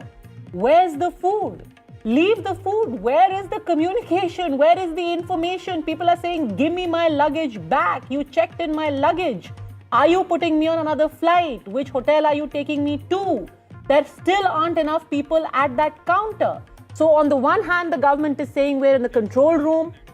All that information is being disseminated. Where is that information going? You've got a picture of the civil aviation minister at that crucial meeting. I think that's a crisis meeting of the aviation minister. That's the control room. The control room. That's the control room. The control room. So he's going to be taking a crack at what nobody else seems to be able to solve over the last 7 hours that we've been live on this one single story. He's getting real-time updates. He's had a word. He's had a call from the Home Minister, no less than the Home Minister himself. Amit Shah has spoken to Ramohan Naidu a short while ago. You know, I'm just wondering what... Okay, we're cutting out of the Indigo coverage for the live press conference by Prime Minister. His Excellency Mr. Vladimir Putin, President of the Russian Federation, Shri Narendra Modi, Prime Minister of the Republic of Bharat, Honorable Ministers, distinguished guests, ladies and gentlemen, good afternoon. I welcome you all to this ceremony where we shall witness exchange of several MOUs and agreements and a few announcements that reflect the wide-ranging, multifaceted bilateral cooperation under the framework of the India-Russia Special and Privileged Strategic Partnership. We will begin with exchange of two documents, namely the agreement between the Government of the Republic of India and the Government of the Russian Federation on cooperation in migration, and the agreement between the Government of the Republic of India and the Government of the Russian Federation on temporary labor activity of citizens of one state in the territory of the other state. These documents will be exchanged by Mr. Vladimir Kolokoltsev, Minister of Internal Affairs of the Russian Federation, and Dr. S. Jaishankar, External Affairs Minister of India.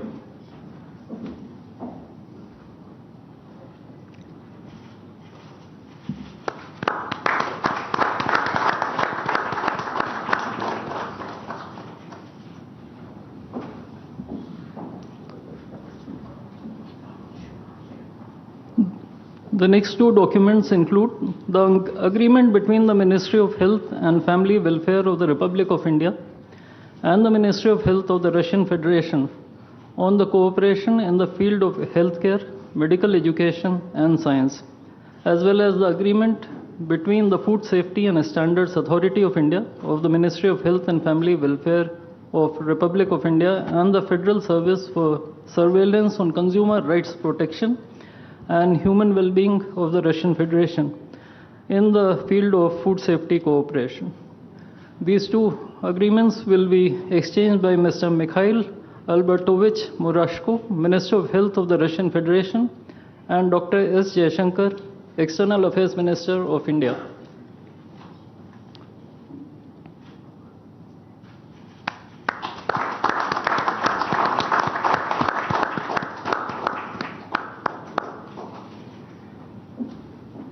We next have two memorandums of understandings. These include the MOU between the Ministry of Ports, Shipping and Waterways of the Republic of India and the Ministry of Transport of the Russian Federation on the training of specialists for ships operating in polar waters, and the MOU between the Ministry of Ports, Shipping and Waterways of the Republic of India and the Maritime Board of the Russian Federation. These documents will be exchanged by Mr. Andrei Sergeyevich Nikitin, Minister of Transport of the Russian Federation, and Sri Sarvananda Sonowal, Minister of Ports, Shipping and Waterways of India.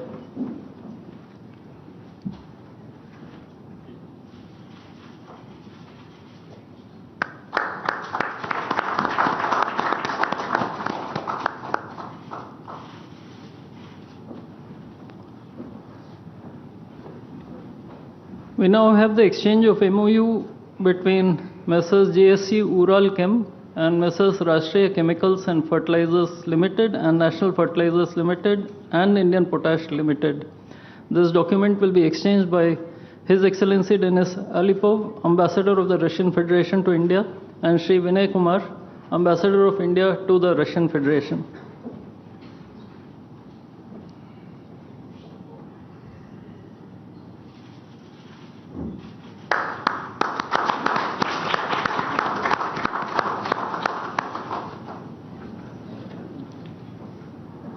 The last two documents include the protocol between the Central Board of Indirect Taxes and Customs of the Government of the Republic of India and the Federal Customs Service of the Russian Federation for cooperation in exchange of pre-arrival information in respect of goods and vehicles moved between the Republic of India and the Russian Federation, and the bilateral agreement between the Department of Posts, Ministry of Communications of the Republic of India, and GSC, the Russian Post.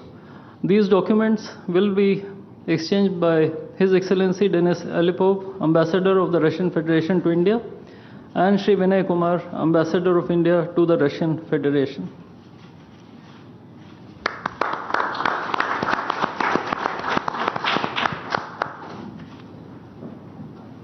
I would like to additionally inform everyone that the two leaders have also adopted a joint statement which would be issued shortly. Both sides have also adopted the program for the development of strategic areas of India-Russia economic cooperation till 2030. And we also welcome the Russian side's decision to adopt the framework agreement to join the International Big Cat Alliance. Ladies and gentlemen, I now request the spokesperson of the Ministry of External Affairs to conduct the rest of the proceedings.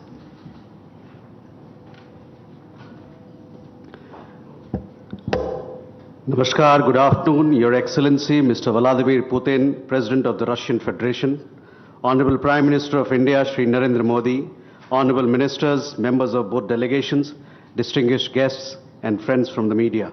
We will now have the press statements. May I request Honorable Prime Minister of India, Shri Narendra Modi, to give his remarks to the media. Your Excellency, my friend, Rashtrapati Putin, दोनों देशों के delegates, media के साथियों, नमस्कार, दोबरे दिन। आज भारत और रूस के 23वें शिखर सम्मेलन में राष्ट्रपति पुतिन का स्वागत करते हुए मुझे बहुत खुशी हो रही है। उनकी यात्रा ऐसे समय हो रही है जब हमारे द्विपक्षीय संबंध कई ऐतिहासिक माइलस्टोन के दौर से गुजर रहे हैं। ठीक 25 वर्ष पहले राष्ट्रपति पुतिन ने हमारी स्ट्रेटेजिक पार्टनरशिप की नींव रखी थी।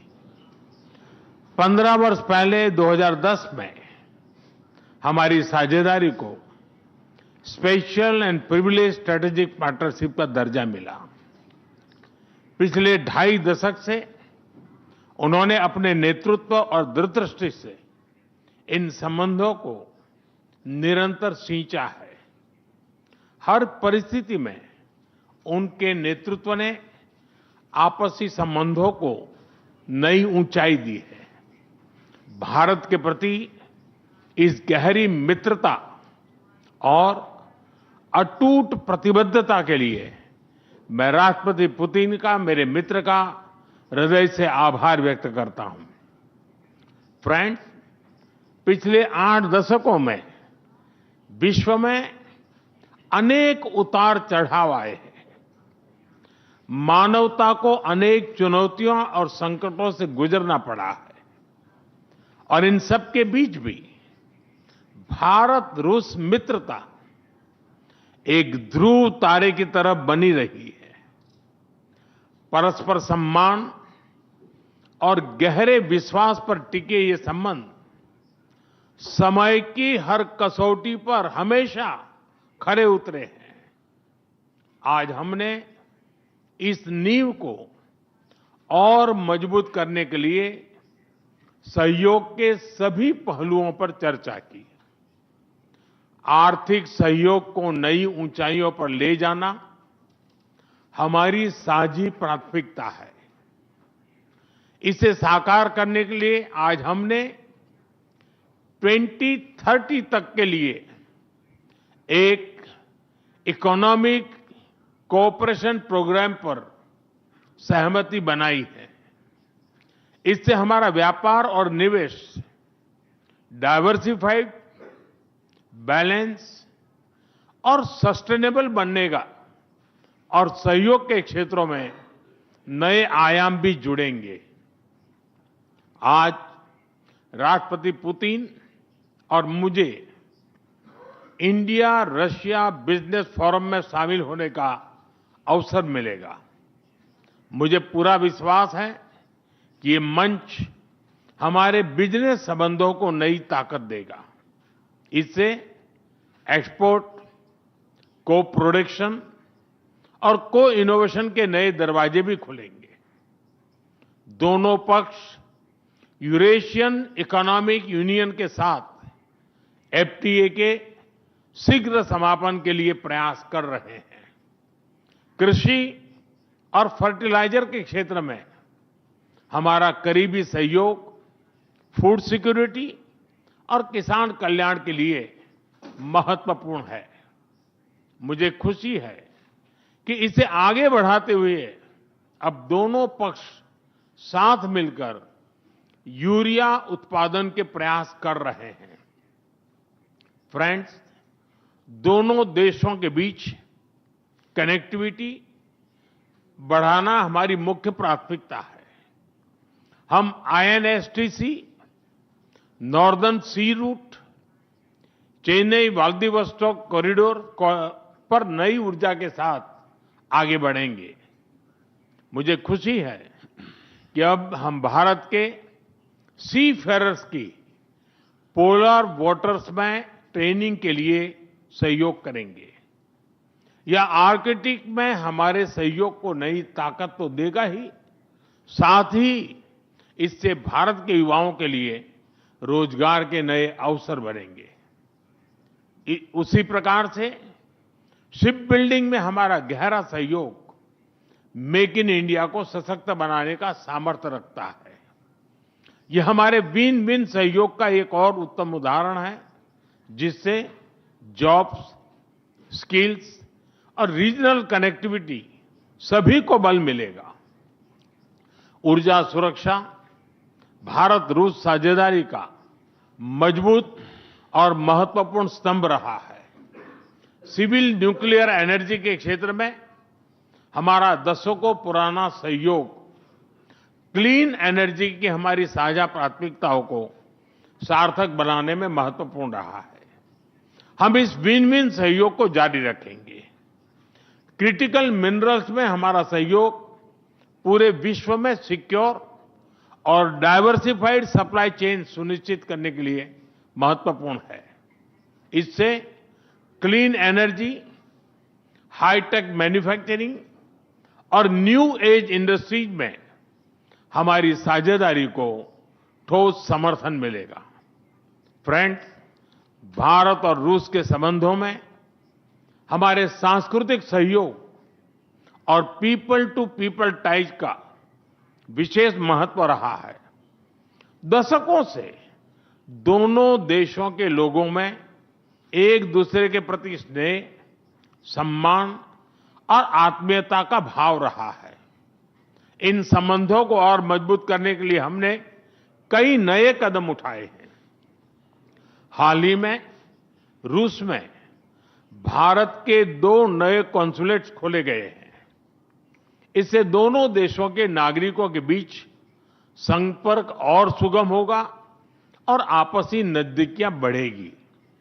इस वर्ष अक्टूबर में लाखों श्रद्धालुओं को काल्मिकिया में इंटरनेशनल बुद्धिस्ट फोरम में भगवान बुद्ध के पवित्र अवशेषों का आशीर्वाद मिला। मुझे खुशी है कि शीघ्र ही हम रूसी नागरिकों के लिए निःशुल्क 30 डे ई टूरिस्ट वीजा और 30 डे ग्रुप टूरिस्ट वीजा की शुरुआत करने जा रहे हैं।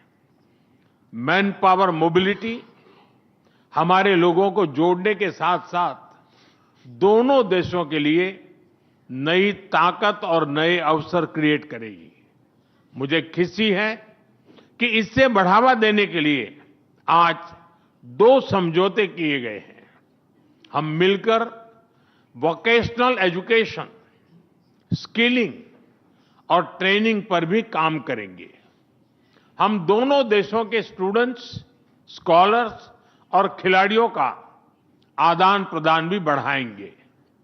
फ्रेंड्स, आज हमने क्षेत्रीय और वैश्विक मुद्दों पर भी चर्चा की। यूक्रेन के संबंध में भारत ने शुरुआत से शांति का पक्ष रखा है। हम इस विषय के शांतिपूर्ण और स्थायी समाधान के लिए किए जा रहे सभी प्रयासों का स्वागत करते हैं। भारत सदैव अपना योगदान देने के लिए तैयार रहा है और आगे भी रहेगा। आतंकवाद के विरुद्ध लड़ाई में भारत और रूस ने लंबे समय से कंधा मिलाकर सहयोग किया है। पहलगाम में हुआ आतंकी हमला हो या क्रोकस सिटी हॉल पर किया गया कायरतापूर्ण आघात, इन सभी घटनाओं की जड़ एक ही है। भारत का अटल विश्वास है कि आतंकवाद मानवता के मूल्यों पर सीधा प्रहार है और इसके विरुद्ध वैश्विक एकता ही हमारी सबसे बड़ी ताकत है। भारत और रूस के बीच यूएन, G20, ब्रिक्स, SCO तथा अन्य मंचों पर करीबी सहयोग रहा है। करीबी तालमेल के साथ आगे बढ़ते हुए हम इन सभी मंचों पर अपना संवाद और सहयोग जारी रखेंगे। एक्सेलेंसी, मुझे पूरा विश्वास है कि आने वाले समय में हमारी मित्रता हमें ग्लोबल चैलेंजेस का सामना करने की शक्ति देगी और यही भरोसा हमारे साझा भविष्य को और समृद्ध करेगा। मैं एक बार फिर आपको और आपके पूरे डेलीगेशन को भारत यात्रा के लिए बहुत बहुत धन्यवाद देता हूं। स्पासिबा।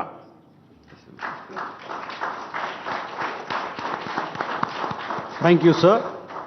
May I now request His Excellency Mr. Vladimir Putin, President of the Russian Federation, to give his remarks to the media. Уважаемый господин Distinguished Prime Minister, dear friend, ladies and gentlemen, first of all, I would like to sincerely thank the President of the Republic of India, Draupadi Murmu, you personally, distinguished Prime Minister, and all our Indian colleagues for the warm and hospitable welcome accorded to the Russian delegation. The negotiations that we just had with the Indian colleagues, and as well as our talk yesterday with distinguished Mr. Modi in the form of Taylor said at his residence, the dinner was great. I would like to thank you for this sign of attention. These talks were very useful. They were held in a constructive and a friendly atmosphere, in the spirit of the special and privileged partnership between Russia and India. I would like to point out that we and Prime Minister Modi have established close working dialogue. In September this year, we met during the CEO summit in Tianjin. We are regularly having telephone calls. We are personally overseeing some aspects of the development of Russian-Indian cooperation, all the strategic avenues, and also we are monitoring the course of the implementation of key bilateral projects. And today, with the participation of our delegations, we have meticulously and substantively reviewed the whole range of relevant questions of the Russian-Indian multifaceted interaction. We exchanged our opinions on the relevant global and regional subjects. In the joint statement that we've adopted with Mr. Modi, we've delineated the priority objectives on the further reinforcements of our ties in the politics and security, economy, trade, in humanitarian and cultural spheres. As you saw for yourself, we have signed an impressive package of intergovernmental, interagency and corporate agreements. Many of those agreements are intended to broaden the economic cooperation between Russia and India. And this is entirely natural, due to the fact that our countries are important partners of one another in trade, investment and technologies. Last year, our bilateral trade turnover has grown by 12%, setting another record. According to different data, this number may look different, but it is generally around $64 billion US. Currently, we are forecasting that the results of this year will remain at the same impressive level. At the same time, as I perceive it, we are up to the task of getting this number to the level of $100 billion. And to reach this important goal, we have harmonized the program of development of Russian-Indian economic cooperation until 2030. This comprehensive document gives us concrete set of objectives. The Intergovernmental Commission, the ministries and different agencies of the economic bloc of both countries have set objectives to remove barriers hampering the goods flows and capitals, the implementation of joint projects and deep technology and innovation cooperation. And distinguished Prime Minister gave us a whole list of challenges that deserve the most attentive focus of our government. We will do that. The growth of Russian-Indian commercial links would be helped by the creation of a free trade zone between India and the Eurasian Economic Union. We are already conducting work on the corresponding agreement. I would like to note with satisfaction that our countries are gradually moving to the use of national currencies in mutual settlements. The share of these national currencies is already 96% in commercial deals. We've established resilient channels of credit, financial and interbanking cooperation. Russian economic operators have broadened the sphere of use of Indian rupees, which we receive from the fulfillment of export contracts. Russian rubles are being used to provide loans for large joint projects. We are also seeing successful partnership in energy. Russia is a reliable supplier of oil, gas, coal, and everything that is required for the development of India's energy. We are ready to continue uninterrupted shipments of fuel for the fast-growing Indian economy. Of course, the bilateral interaction in energy does not limit to that. We are also conducting a flagship project to build the largest Indian nuclear power plant, Kudankulam. 2 out of 6 reactor units have been already connected to the energy network, and 4 are still under construction. Getting this nuclear power plant to full power output will give an impressive contribution to the energy requirements of India. It will help supply Indian enterprises and houses with cheap and clean energy.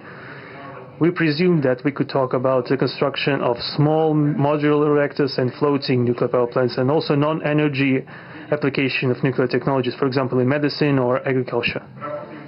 We are working with our Indian partners to build new, effective international transport logistic routes, including the projects to create an international north-south transport corridor from Russia and Belarus to the Indian Ocean coast. There are large opportunities for bilateral trade due to the broadening of the Trans-Arctic transport corridor infrastructure, including its main artery, the Northern Sea Route. There are many other sectors of the economy where Russia and India have garnered positive experience. We are conducting joint initiatives in industry, machine manufacturing, digital technologies, space exploration, and other science-intensive avenues. For example, in accordance with the commercial agreement signed during the visit, there will be a large Russian-Indian pharmaceutical factory built in the Kaluga region in Russia. We will be starting the production of high-quality anti-tumor medicinal drugs using the advanced Indian technology. In their turn, the Russian enterprises will be establishing the production of industrial products in the framework of the Make in India program, which is a hallmark project of distinguished Prime Minister Modi. The prospects of the reinforcement of the interaction of Russian-Indian entrepreneurs and business circles are discussed in detail during the ongoing Business Forum in New Delhi. We are going to take part in the plenary session of this event today together with Mr. Modi. The humanitarian cooperation between Russia and India is also of a multifaceted character. Our peoples throughout centuries have been sincerely interested in the traditions, history, and spiritual values of each other. Scientific and educational contacts, exchanges from among the youth and public are also actively developing.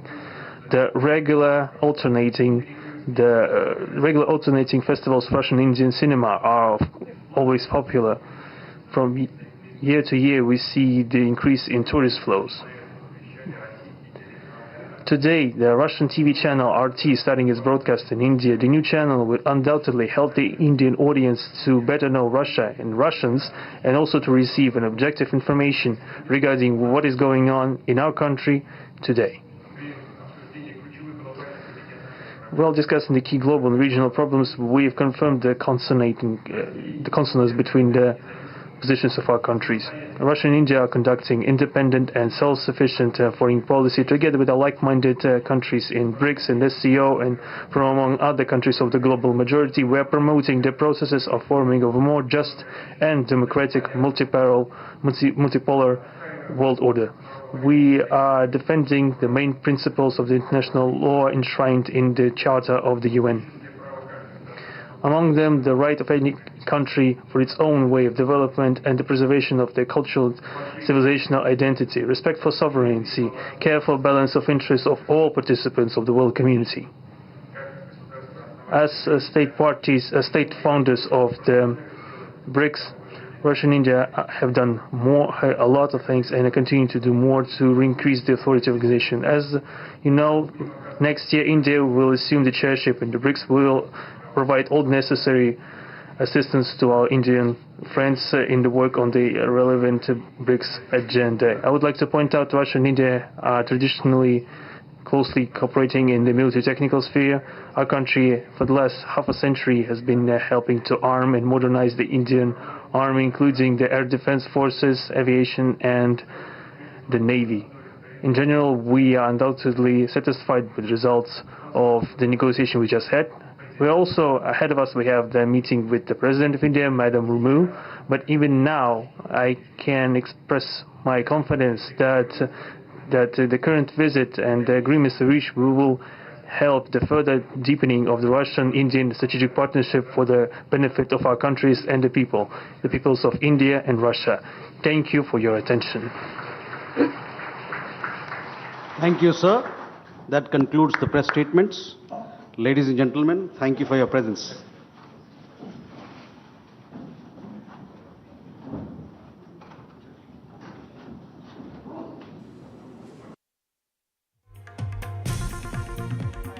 Are joint statements that have been issued by India and Russia after those extremely important bilateral summit discussions that came to an end. Shortly, the two leaders will head to address the plenary session of the India-Russia Business Forum. But Shiv and Vishnu, extremely important set of agreements that have been signed, the messaging that has come out, everything from the war to how the trade should be elevated to the multi-dimensional aspect of the bilateral partnership. Gauri and Vishnu, the largest nuclear plant in Kudankulam has been mentioned right now by President Putin.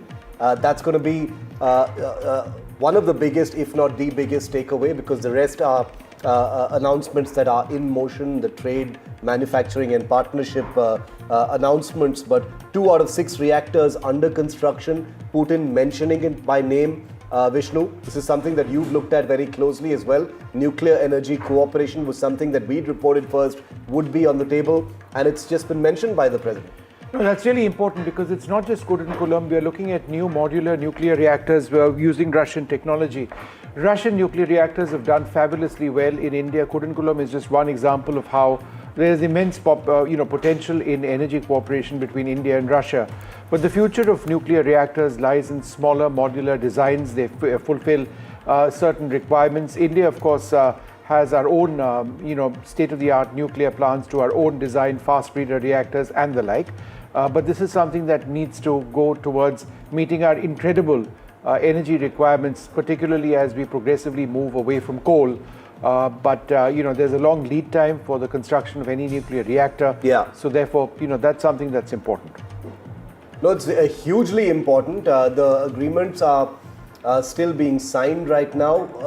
A detailed joint statement will emerge in a few minutes from now, where Gauri and Vishnu will be able to see in an even more detailed manner what the two leaders have agreed upon today. The key highlights have been mentioned by the two leaders, obviously for want of time, but as oftentimes happens when you look at the detailed joint statement by the two leaders, there are many nuggets, many things that aren't mentioned. I'm sure there's going to be a mention of defense and cooperation there, perhaps even a mention of some ongoing negotiations as far as deals are concerned.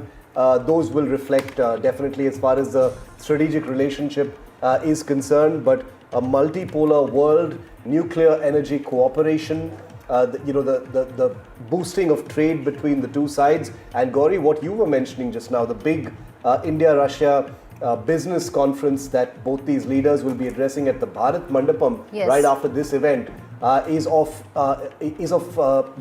preeminent importance, considering what the two leaders are attempting to do this time. Absolutely. And the words that the Prime Minister used, where he said that economic cooperation by 2030, where we want to elevate it, he said it should be diversified, it should be balanced, and it should be sustainable. And I think that's the most important aspect of this trade relationship, where both sides are now looking to grow this to $100 billion over the course of the next 5 years, less than 5 years. And he also went on to mention critical minerals and clean energy, two extremely important aspects of how India aspires to take this trade relationship, the bilateral trade, from here, which is about $65 billion to $100 billion in the next 5 years. Let's get in Vishal as well. He's joining us live from Bharat Mandapam, where that all-important meeting, that business meeting, is going to take place very shortly. Vishal, it's a very large contingent, business contingent that has come in from Russia along with President Putin, and it's being pegged around a large trade, being a very large and important aspect of this visit. That's exactly right. And since yesterday, I've been here almost the last 24 hours. All the business leaders I've spoken to, they've all talked about, 2-3 things in particular. First one is, of course, the exchange of personnel on both the sides. Russia has been wanting at least 500,000 Indian workers, and they also want exchange of technologies And there's also some banks that are here, some nationalized banks from the Russian side that want an access to the Indian market. And the Russian side has been quite forthcoming. We've heard from the Russian press secretary Dmitry Peskov in the recent past. He has also said that the Russian companies, the Russian businesses, they are willing to, explore the Indian territory. So far, largely unexplored by the Russian businesses, because we've been talking throughout that there's a big trade imbalance between both the sides. But there is Bon Homie, so that, that area will be ironed out. The businesses that need to be explored will be explored. There are several areas that have been addressed in these conferences since yesterday. Some of the biggest ministers from the Russian side were there. The deputy trade minister was there. The agriculture minister was there. They've all talked about their respective areas, and they've said that India and Russia are ready to cooperate on all the fronts. Let me bring in, Vishal, hold on to that thought. Let me bring in Vasudha as well, our political editor. Vasudha, what were your big takeaways from what the two leaders have announced so far? We're obviously waiting for the longer document so we can go through it with a fine-tooth comb. But big messaging.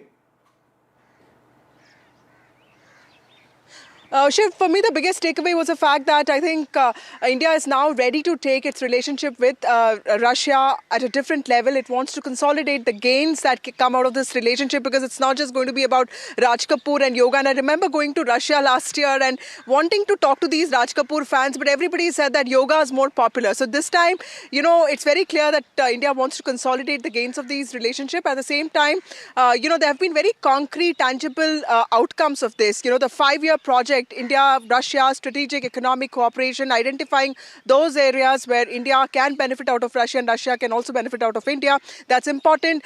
This project, which has been, talked about for a long time, this connecting corridor between Vladivostok and Chennai, both port cities, is something that has been announced today. Kudankulam, a nuclear reactor project, the largest in India, which has seen a lot of projects, has been announced by Vladimir Putin himself. So clearly a lot of work seems to have gone into this. Prime Minister specifically reiterated his position that India is on the side of peace, and all the peace efforts that are being made to ensure peace between Ukraine and Russia. That also shows that India is ready to talk about its position and ready to diversify not just trade but also investments. I found the really interesting part in this, and Vasudha, maybe you can pitch in on this, that Putin renewing his multipolar world pitch, promoting a just, democratic and multipolar world. He said this also in Rajghat, where he actually wrote about it. And said that that's what Gandhiji perhaps had wanted. So this is important because it sends a larger global message. Absolutely, Vishnu, and he did talk about the importance of platforms like BRICS and SEO, and he said that both India and Russia have self-sufficient foreign policy, and that really plays a lot of important role in creating a just, multipolar world. Clearly the outcome is also something that's for us to see, and it comes at a very turbulent geopolitical time, with the West on one side and Trump's politics also playing on one side. Indeed. In fact, specifically, if you see that there was a lot of focus from Prime Minister's side when he mentioned about the fact that there has to be a peaceful and stable resolution. So he mentioned first and foremost that there has to be a certain longevity to whatever may be the peace formula that may be agreed upon as far as the Ukraine war is concerned. And that's extremely important because, this is the first country that President Putin has come to just 2 days after that 5-hour-long meeting with Jared Kushner and Steve Witkoff, Vishnu, and that didn't lead to any, concrete peace formula, so to say. And for him to mention that here indicates that this visit, this meeting was as much about the India-Russia relationship as it was about the global realities in which everyone is functioning. What I think is important is that Putin sharing, his peace plan or his ideas with Prime Minister Modi, it's not just a courtesy sort of message. I think he realizes that India is invested in the process of peace in Europe. The Prime Minister has visited Ukraine, he's visited Russia in the past, he's spoken to the Ukrainian leader Zelensky, to President Putin on several occasions, and therefore he feels he is obligated in a certain stage to keep India and Prime Minister Modi informed about these developments. Now, America believes that it has the solution and the only possible solution to the outcome of the Russia-Ukraine war, and while, that may be an important way in trying to get this resolved, The fact of the matter is that there is a country called India, the largest democracy in the world. We have, a deep interest in an abiding peace over there for so many reasons. Yeah. For starters, think about, the food grain prices around the world have been impacted as a result of the war. Think of the tens of thousands of Indian students who've been impacted as a result of that. Think about the fact that if this war wasn't existing, then India would continue to potentially import oil from Russia. Therefore, these are things which America doesn't think about or Trump wouldn't mention because it's America first. But we have an interest as well. And therefore, Putin talking about all of this with Prime Minister Modi is indicative of how he sees India. The exchange between the two leaders on the peace settlement and like Vishnu, like you just mentioned, the fact that President Putin has shared parts of that peace settlement with Prime Minister Modi after Prime Minister Modi talked about this being an era of peace, not war, for the fourth or the fifth time in the last couple of years, is in many ways, and I'm sure the both of you agree, perhaps the most important takeaway from this summit. The agreements are happening. The agreements were in many ways predictable. They were on the table. They were going to happen. Energy, trade, defense, all of that. But the war in Ukraine is something that few people wanted to bring up during Putin's visit. But how can it not? We're awaiting reactions that they're going to come in from the United States, from the European Union, most certainly from Ukraine, and that will come in a short while from now. But this exchange sends out a message of autonomy. It sends out a message of independence. It sends out a very clear message that it is no exaggeration, Gauri, to somehow even look at India perhaps being in the most unique possible position to actually play a role in bringing some kind of peace between India and Ukraine. Because, India is also the only country, Shiv, which has that back channel lines of communication. Unless you talk to both sides, how do you resolve a conflict? And I think that's the single biggest thing. Before we continue this, I believe let's play out some of those important, snippets of what the two leaders said, and then we come back and take this forward. आज भारत और रूस के 23वें शिखर सम्मेलन में राष्ट्रपति Putin का स्वागत करते हुए मुझे बहुत खुशी हो रही है। उनकी यात्रा ऐसे समय हो रही है जब हमारे द्विपक्षीय संबंध कई ऐतिहासिक माइलस्टोन के दौर से गुजर रहे हैं। ठीक 25 वर्ष पहले राष्ट्रपति पुतिन ने हमारी स्ट्रेटेजिक पार्टनरशिप की नींव रखी थी। 15 वर्ष पहले 2010 में हमारी साझेदारी को special and privilege strategic partnership का दर्जा मिला। फ्रेंड्स, पिछले 8 दशकों में विश्व में अनेक उतार चढ़ाव आए हैं। मानवता को अनेक चुनौतियों और संकटों से गुजरना पड़ा है, और इन सब के बीच भी भारत रूस मित्रता एक ध्रुव तारे की तरह बनी रही है। परस्पर सम्मान